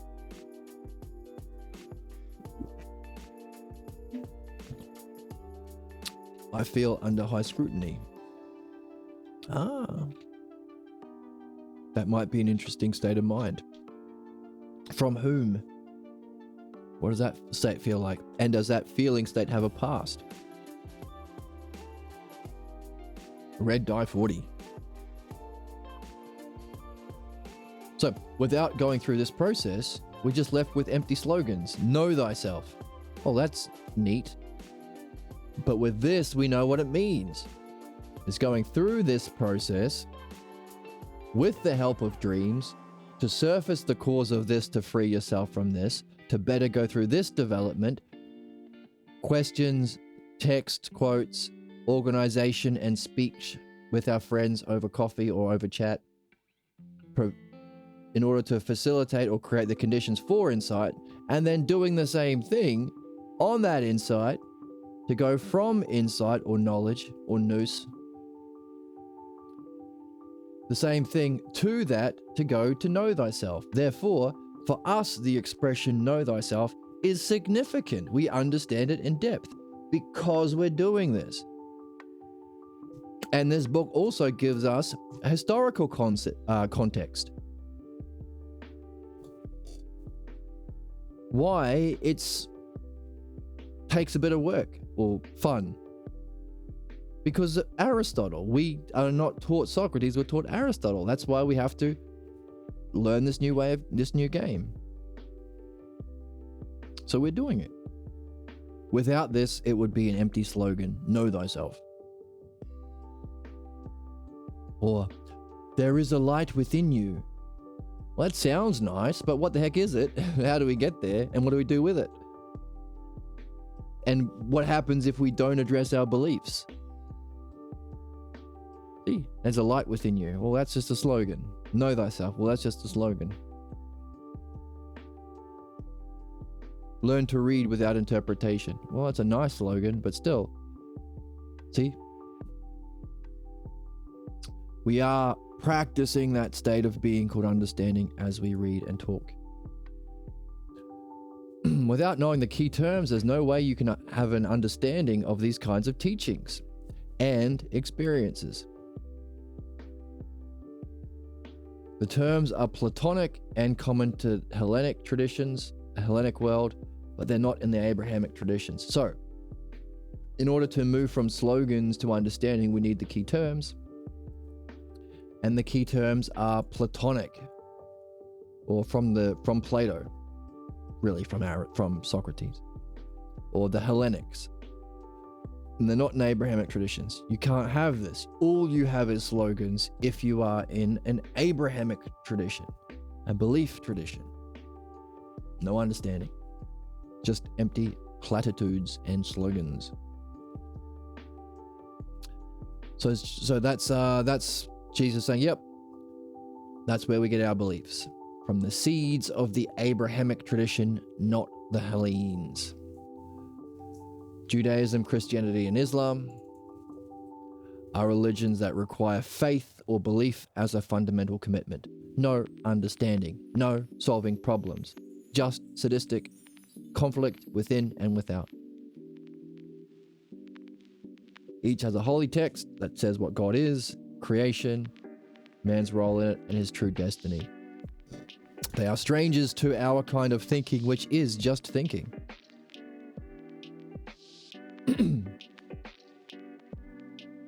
That accounts for the Gnostic Gospel of John being more accessible and favored to those who are attracted to the use of reason. The book of John, the Gospel of Thomas, support Mark's rejection of Paul. So Paul seems to be the guy who's really interested in belief, saving belief, and making only belief, and attacking understanding. And the church, funnily enough, picked his bullshit and rejected the book of John, the Gospel of Thomas. And I don't think they fully understood Mark. And they added the resurrection to Mark later. So, big jerks.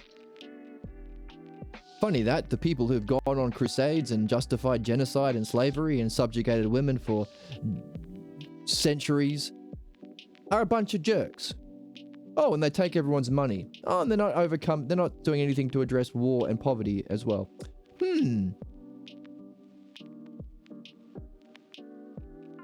The more I hear about these jerks, the less I care for them. The less I care for their way of being. Paul.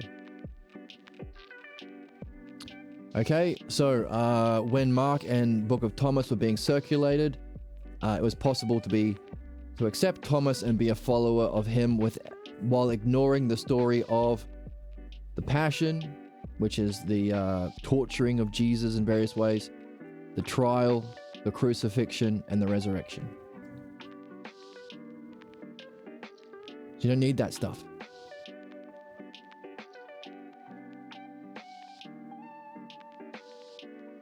Thomas doesn't have it.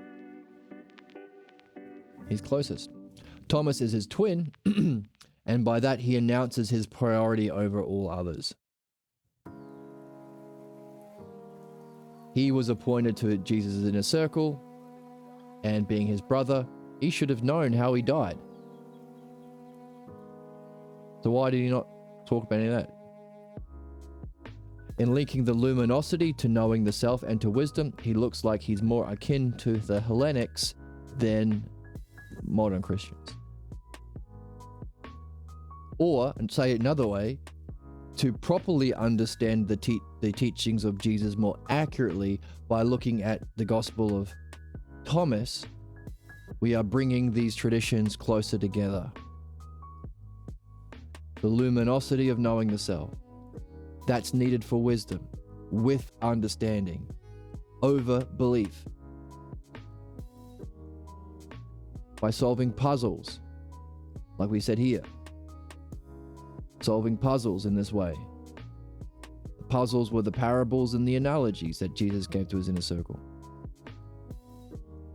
Who are bringing the traditions together. So you could go out and say, hey, thinking Christians should really be Socratic. All thinking Christians should be Socratic. A thinking Christian will love this book and realize, oh shit, I'm not listening to that piece of trash Paul anymore, and the terrible genocidal, thieving, sexist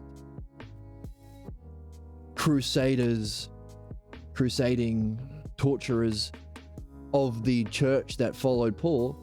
I'm a thinking Christian. I'm listening to the Gospel of Thomas, Jesus' twin brother, closer to Jesus than all the others, ignoring all this torture, trial, crucifixion, resurrection horse crap, and develop my own understanding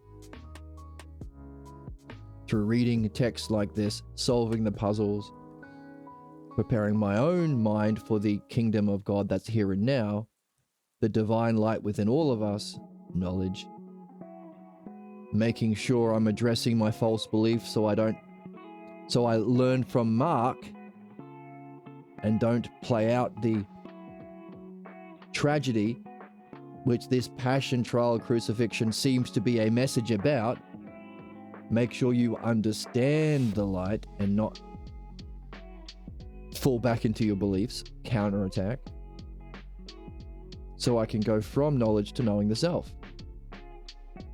That's what you would say if you were a thinking Christian. Tell your friends. However,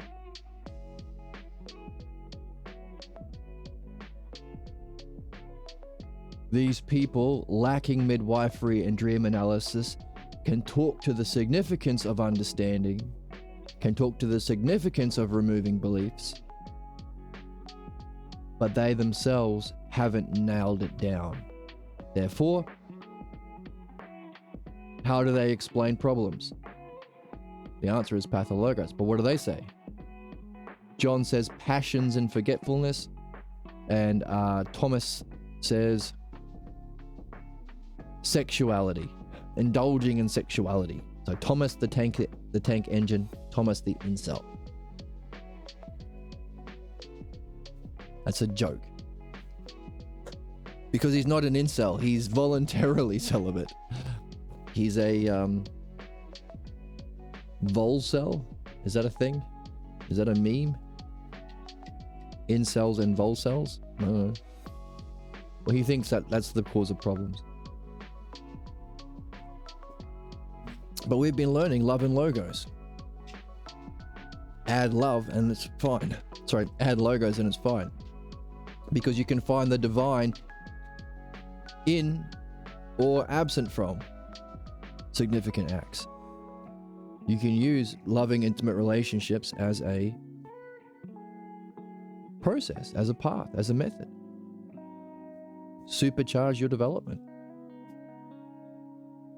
You can find the divine hidden or absent in significant acts. Socrates himself had his last son when he was 70, and he already had several sons.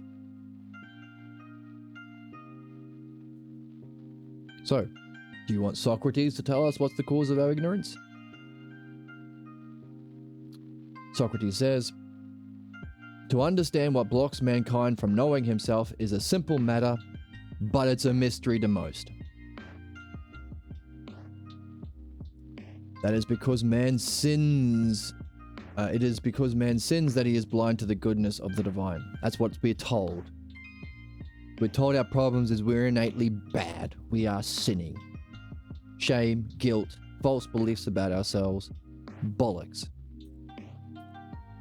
So let's drop this idea of sin, talk about it later. But what's really the cause of our problems is holding fast to a false belief as if it were true.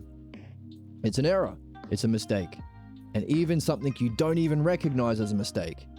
Yet it seems impossible to dismiss or avoid. Just common sense, people say. Those that are impossible to avoid, the ones you can't get out of, become the subject of tragedy. That's your fatal flaw. Sometimes in life you can try to avoid or diminish the effect of certain false beliefs you don't even know are mistakes.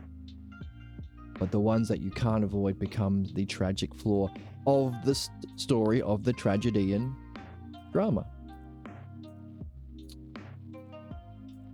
So, what does Thomas say is the keeps one from luminosity?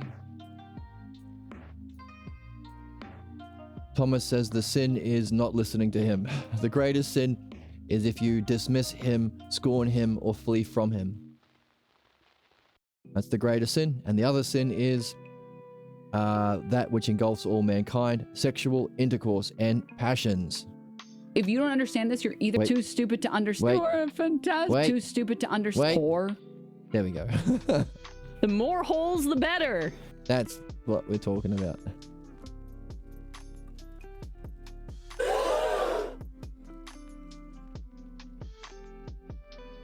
Sexual intercourse and passion, says Thomas, the Volcel. They're supposedly told to Matthew by Thomas, and in his report, it says that he got it from Jesus. So Socrates says, yeah, I reject that crap. I reject the idea that love expressed through bodily desire is sin.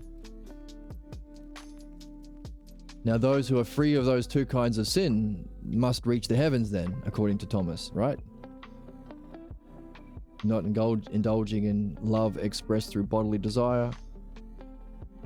And you're not dismissing or fleeing from Thomas, then you get to heaven. Is that right? Thomas says that those who reach this exalted state become unified with the most holy King of Kings. He goes on to say, however, that it is essential to know thyself. Okay, again, a nice quote or slogan, but without understanding how exactly do you get there then? How do you get that state of King of Kings, and how do you go on to know thyself? Socrates says it's curious to believe that after coming to know thyself, one will be celibate. So Socrates say, hey, this guy didn't get there. His teaching is crap. He became celibate, which was the only thing you had to avoid to get over your ignorance. The only thing you had to do to avoid sexual intercourse. So he apparently reached King of Kings and know thyself, but I call shenanigans on that, because as someone who knows the self and isn't celibate, I can't believe that anyone after knowing the self would come to that conclusion. So if that's his conclusion, he's not there. He didn't get there.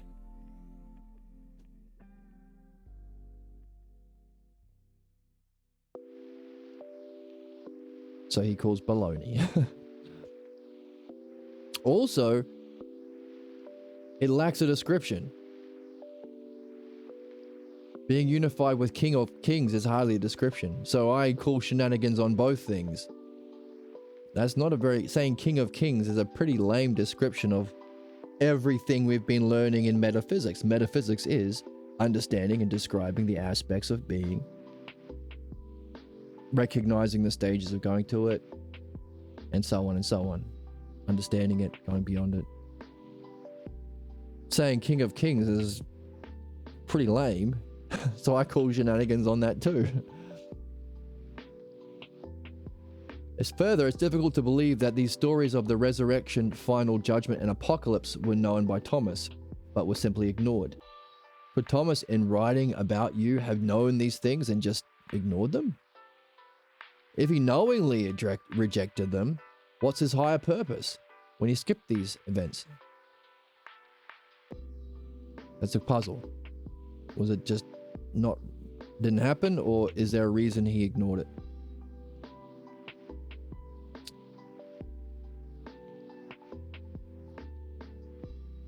Okay, Thomas the twin was closest to me. No arrest, no trial, no crucifixion, and of course, no resurrection. They're not in Thomas, and they're not in the common material that is shared by Matthew and Luke that they added to Mark, or Q. And the scholars date that to around 50 AD, so Q seems to be quite early, or quite close to when Jesus was alive. So clearly these four events, the arrest, trial, crucifixion, and resurrection, are added. Didn't happen.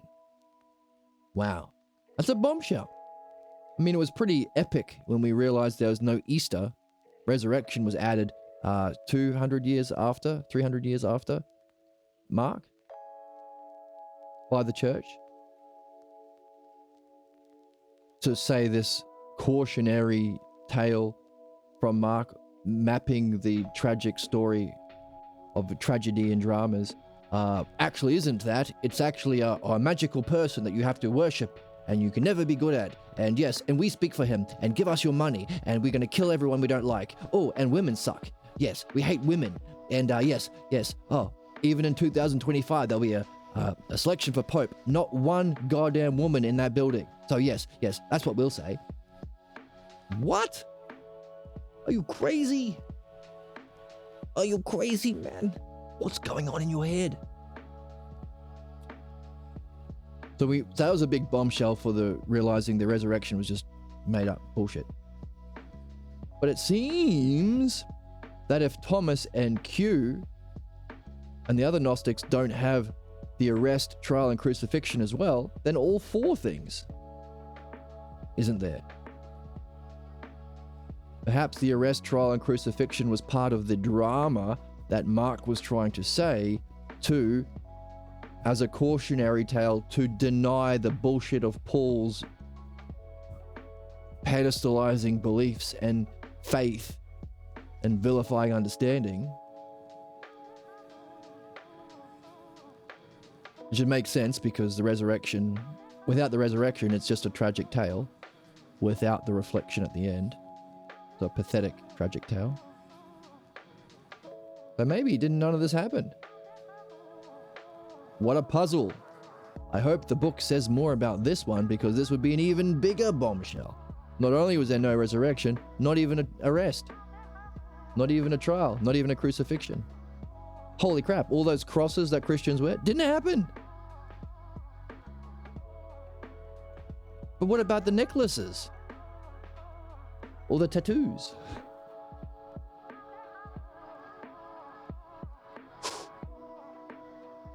Bombshell. In addition, the additions springing from the transfiguration experience that Mark introduced to his gospel, and the other two gospels shared it. But the and the whole transfiguration, transfiguration is that brilliant light experience that also had Moses and Elijah appear and have a conversation with Jesus that Mark didn't write down for some reason.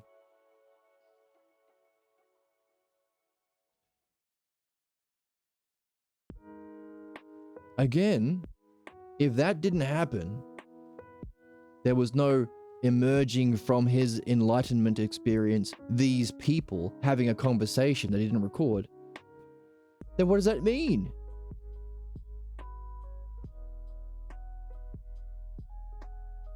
It's a dramatic device. It's mythology. Two people representing what? His early religious beliefs, talking to him in the divine and luminosity experience. What's the cautionary tale of Mark? If you have an enlightenment experience, make fucking damn sure you don't make sense of it with your bullshit beliefs from the past. Don't get more entrenched in your ignorance. Do some work to remove the ignorant beliefs and gain understanding. Otherwise, you will play out your pathologos beliefs and your religious beliefs and your cultural beliefs to your tragic and pathetic end. You will have the story of the tragic hero. In other words, the tragic flaw of the tragedian hero is a blind spot that we can recognize as the pathologos. Now, Mark isn't saying pathologos, he's saying religious beliefs. But we could go one step further and say, let's add pathologos in there as well. But the message is, what came out of his enlightenment experience? Not understanding. But he went from talking about understanding to, now I'm the chosen person of the son of David and I'm going to be the king of the Jews and the king of Israel. What came out of his experience were Moses and Elijah, religious figures, prophets, didn't happen, is added by Mark apparently, according to this, dramatic mythology or story of the significance of not using your bullshit beliefs from childhood to make sense of your insights. The tragic things that will happen. And we see it everywhere. People have had enlightenment experiences and they're, well, I must have seen Jesus's face. I saw Allah himself. Now I'm an even fervent Muslim. I saw Mother Mary. I saw Joseph Smith. I saw the face of Xenu. I'm an even stronger Scientologist. Now I'm going to be really sure in attacking all non-Scientologists. See? How dangerous it is to make sense of insight and experiences without a language of understanding. and without listening to your dream maker to give you guidance, to say, hey, don't make sense of it that way. Don't become an even more fervent ignorant person. So all of that is a possible hypothesis that will make sense of why it is that Jesus's teachings or ministry took a severe change after that dialogue between Moses and Elijah that Mark didn't actually write the dialogue about and seems to be only in Mark and then copied by the other two Gospels. Makes sense, especially if this conversation between Moses and Elijah isn't in Thomas, and Thomas was closest to Jesus. Pieces are starting to come together, aren't they? Wow. Wow!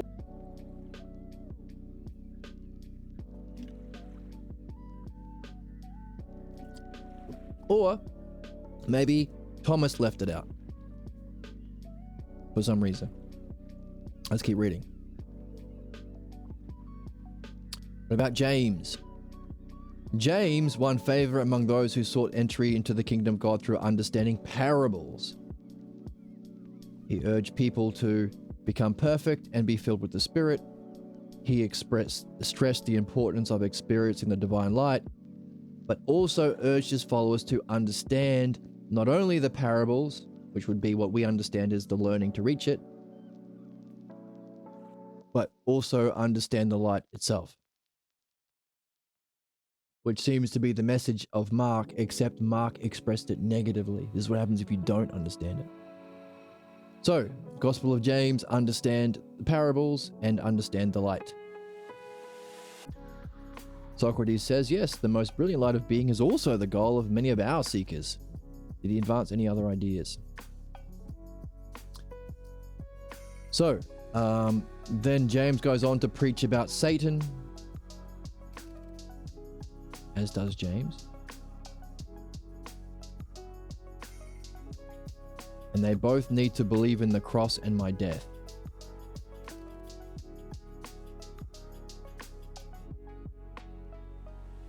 From this, we can say he continues several core beliefs of the canonic Gospels, and stressing the need to remember while awake and asleep.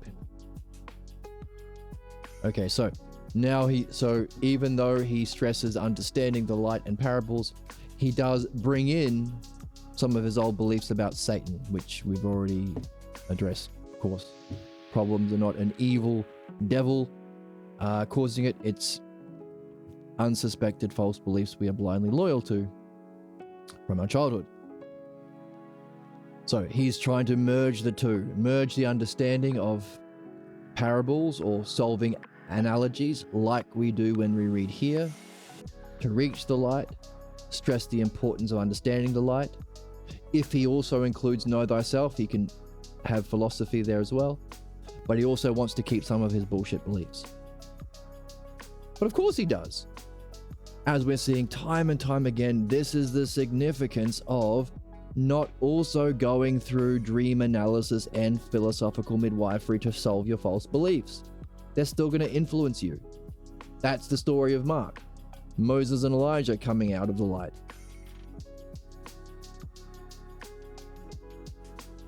So that's that fifth category. What are the categories so far? Have we written them on the board?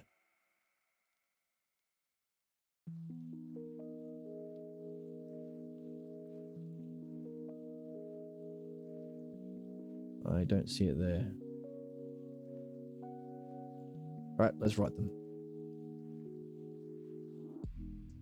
So far as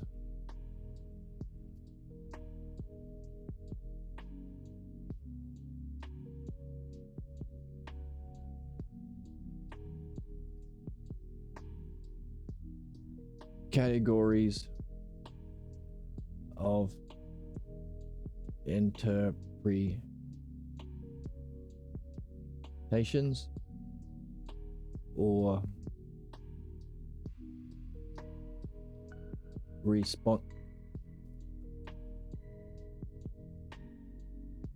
or responses. Goodness. To truth, we have 1. Fully accept the new and drop the old. 2. Fully reject the new and rational and keep the old. We say to that. What we say to that. 3. Pretend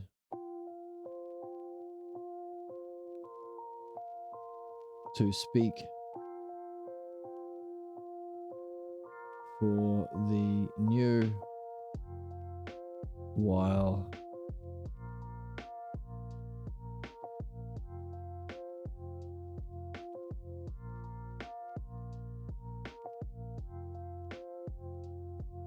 still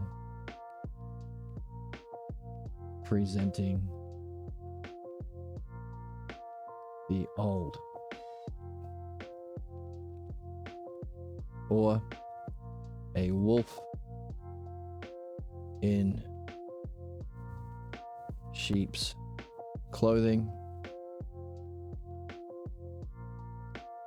And that's Paul and Aristotle. 4. Take a piece of the new as a patch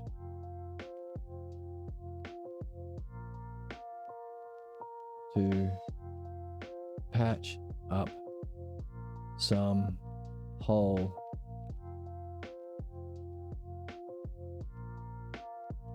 in the old. And our new 5th category, which we are seeing all these new guys, these new players on the field, Gnostic John, Thomas the Volcel, twin, and Jimmy James try to synthesize or unify the two together. The Frankenstein, we will say. Frankenstein. Now, this is our one. It's not in the text. So if we find a word that best that summarizes this, we've got a patch on a cloak, we've got a wolf in sheep's clothing, and these two are just simple. Yes and no. We can replace Frankenstein for a better word, which is the significance of carrying a hypothesis, but also looking for the right opinions from the text, reading without interpretation. But it's still okay to come to your conclusions and carry them as a hypothesis as we read. So Frankenstein. Putting the two together, have some sort of Frankenstein monster. Or homunculus? Is that better? Homunculus? Because there's only 2 pieces to a homunculus and there might be many pieces to a Frankenstein. What would be a name for a uniting of 2 things together? Centaur? But in a negative way, to create an abomination. Is there some image or fictional character that is 2 things meshed together to create an abomination?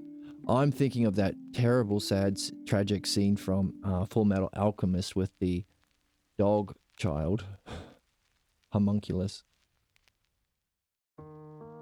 Well, too sad. I don't want to talk about that. Frankenstein will do for now. So an example of Frankenstein is John still wants to preach about Satan, but he has talked about the need to remember. So remember remember the light of being, ideally, and your way of being of understanding while awake and asleep. Can you practice it so much that it's your way of being and you remember the truth of mind itself, of reality, even when you're asleep? And Jesus says, hey, that's kind of what you do, isn't it? Bridging the two. Oh, bridge? Nah, Frankenstein's better. Could be. I would need to know more about how his followers carried out that practice, because it has echoes back to the importance of remembering and possibly dream work. So maybe, do we remember while asleep? I guess? Is that? But yeah, dream work. So remembering the brilliant light of being, or that's what we've been seeing in the Phaedo and the Meno, that all learning is essentially a remembering of the aspect of being, of ourselves, pure being, but also dream work.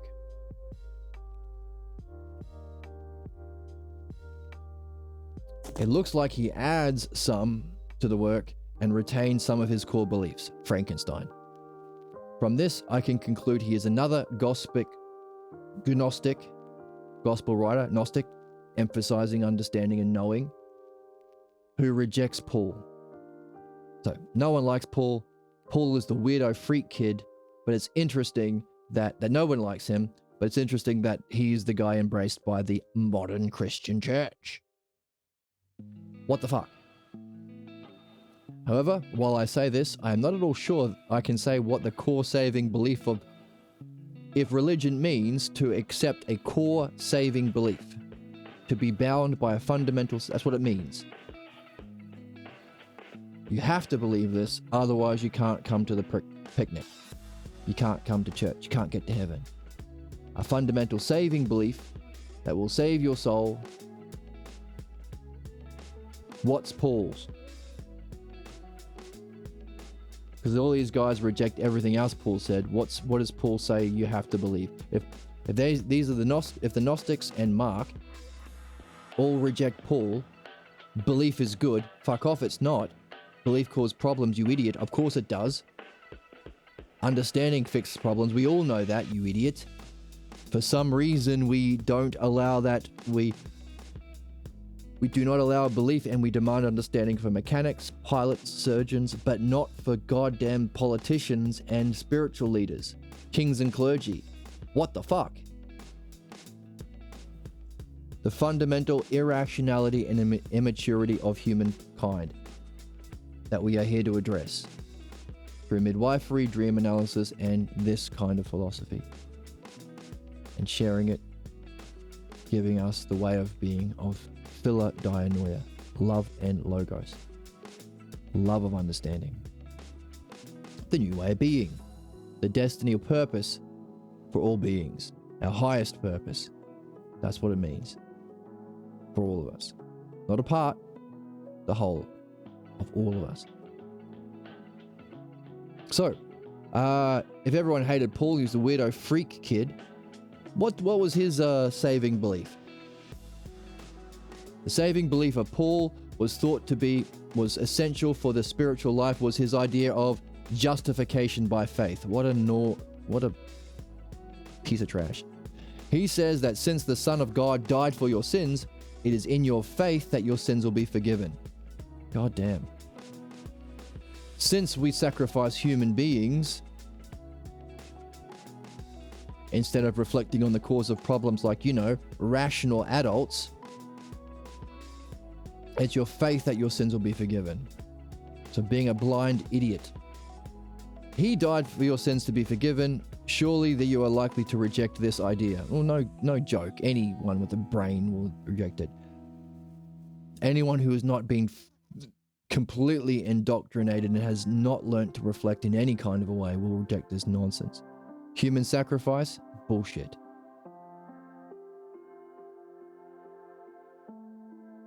To blindly follow what's harmful and wrong and destructive and sadistic? No. To be bad and do bad? Of course we reject it. To do bad, human sacrifice? Reject it. To be bad? Blindly obey terrible things, causing a conflict within yourself and in your external function, and sadism? Yeah.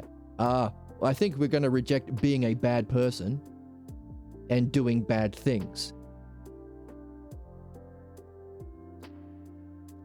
But it is simply that whatever sin or fault is committed can be wiped clean because of his death.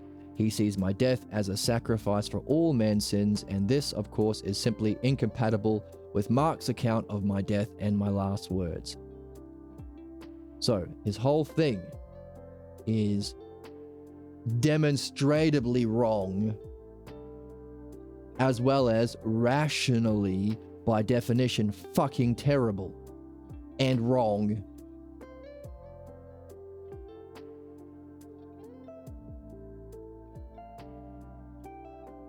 And this is what people are told when they're kids. Time to wake up, folks. Surely if one experiences an abandonment, it cannot turn that into one's sacrifice. Right. So, the story of Mark, I've been abandoned. Oh God, why have you forsaken me? You can't say that's a human sacrifice. He's been abandoned, not sacrificed. I find your remark. Oh, now we've got reading. This is where we're up to in our text. So we're here. Play the noise. This noise means we are up to here.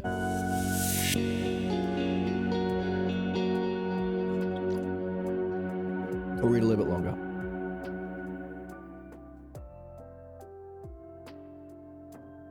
Socrates. I find your remark important without fully understanding it. Could you explain it for me? Mark has it all, and he says it simply. When one cries aloud, "Why hast thou abandoned me?" it announces that the former relation with God has been forsaken. Even the term carries a heavy weight, since it also includes within itself the idea that God should not have done so. To abandon everything means it has been rejected totally. In sacrificing, one also gives up some treasure, but does so voluntarily, to honor someone. Under the stress of abandonment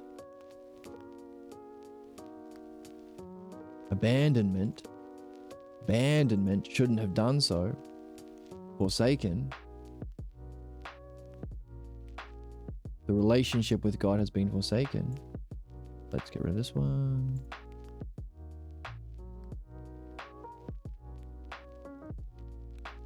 In sacrificing, one also gives up some treasure, but does so voluntarily to honor someone.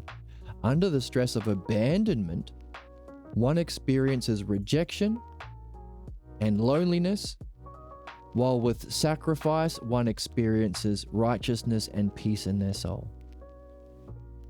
So we could make sense of that. We sacrifice our false beliefs through philosophical midwifery and understanding it as it being the cause of our problems. We could feel peace as a result of that. We sacrifice what's false and harmful, but we were attached to, and our false image of our loved ones that we are very attached to, but we do so in justice, righteousness. And we do so, we have peace. Whereas abandonment, you are rejected and you are lonely. To see the folly of a decision that seems to have been the mark of truth. To see the folly of a decision that seemed to have been the mark of truth upon it, and base one's face upon it, only to see you are wrong, is what we Hellenes call a true tragedy.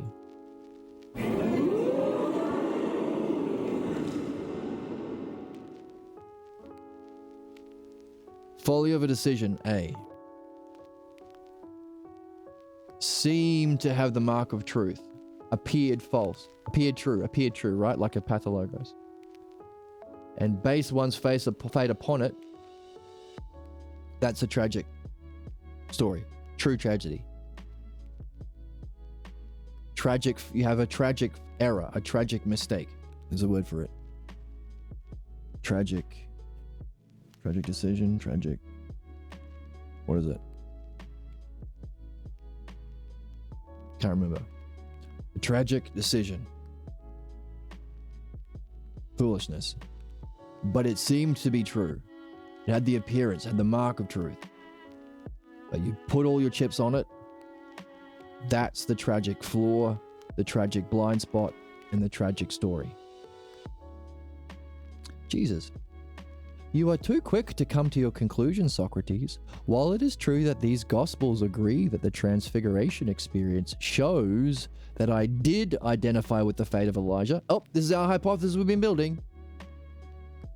A dramatic telling of the implications of not doing midwifery and dream analysis to remove your beliefs, to make sense of your insight by being more of a blind, fervent believer. I did identify with the fate of Elijah.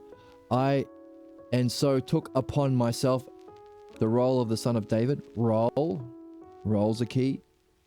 False belief and a false role within the family.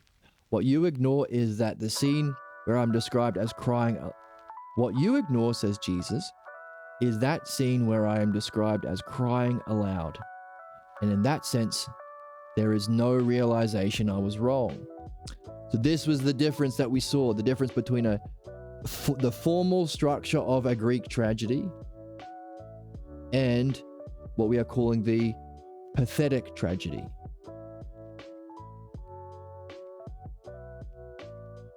No realization at the end. Then it cannot be a tragedy, can it? For the hero must realize that he was wrong, and his whole way of being was wrong. This is key. We're looking for the new way of being, of understanding.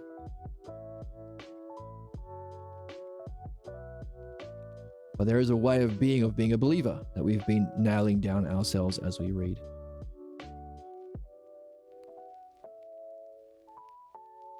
So, our hypothesis is panning out. And we have again come across the significance of discovering a new way of being, not just learning the methodology that we've been doing here, the methodology of,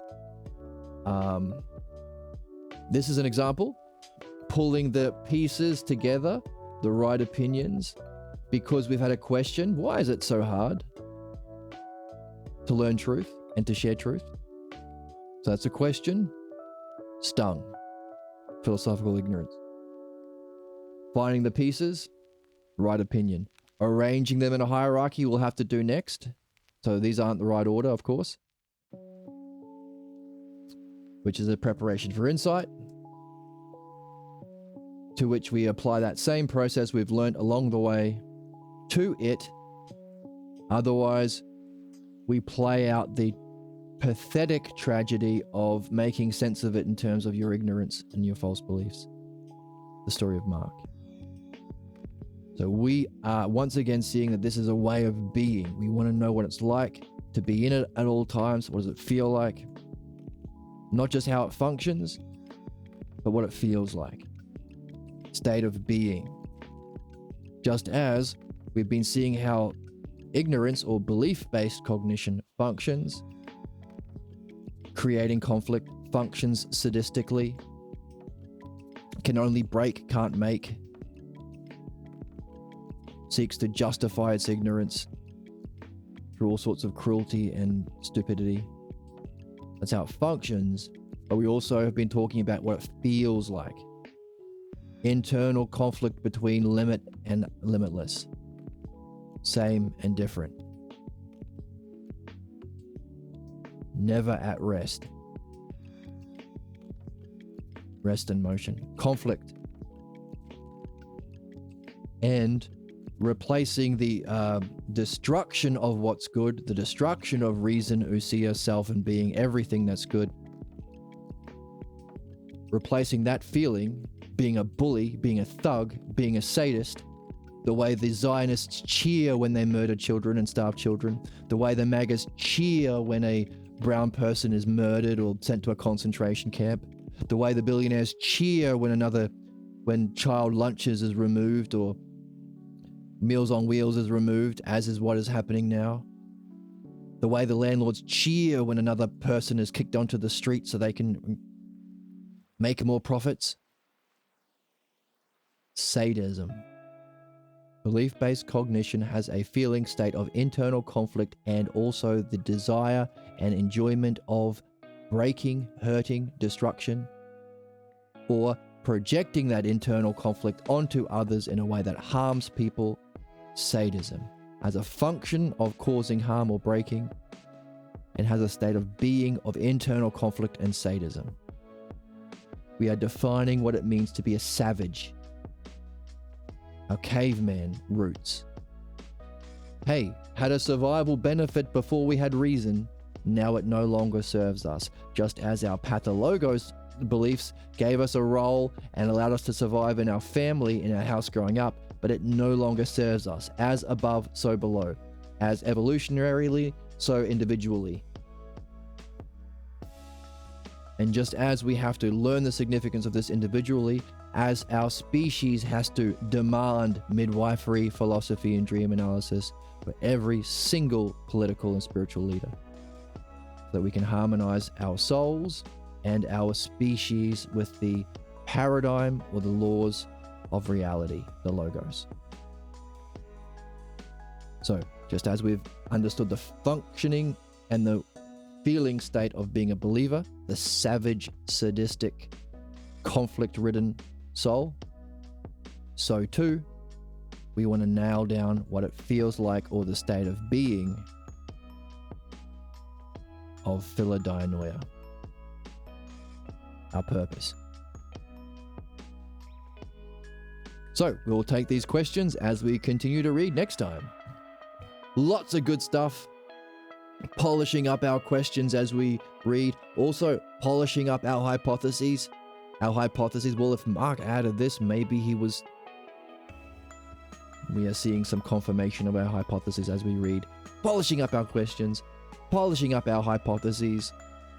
Polishing up our weapons in our Q-sack and our if-sack in our inventory, as we continue to discover this new way of being. But hey, as you go, reflect on what it feels like, because we want to nail down that feeling.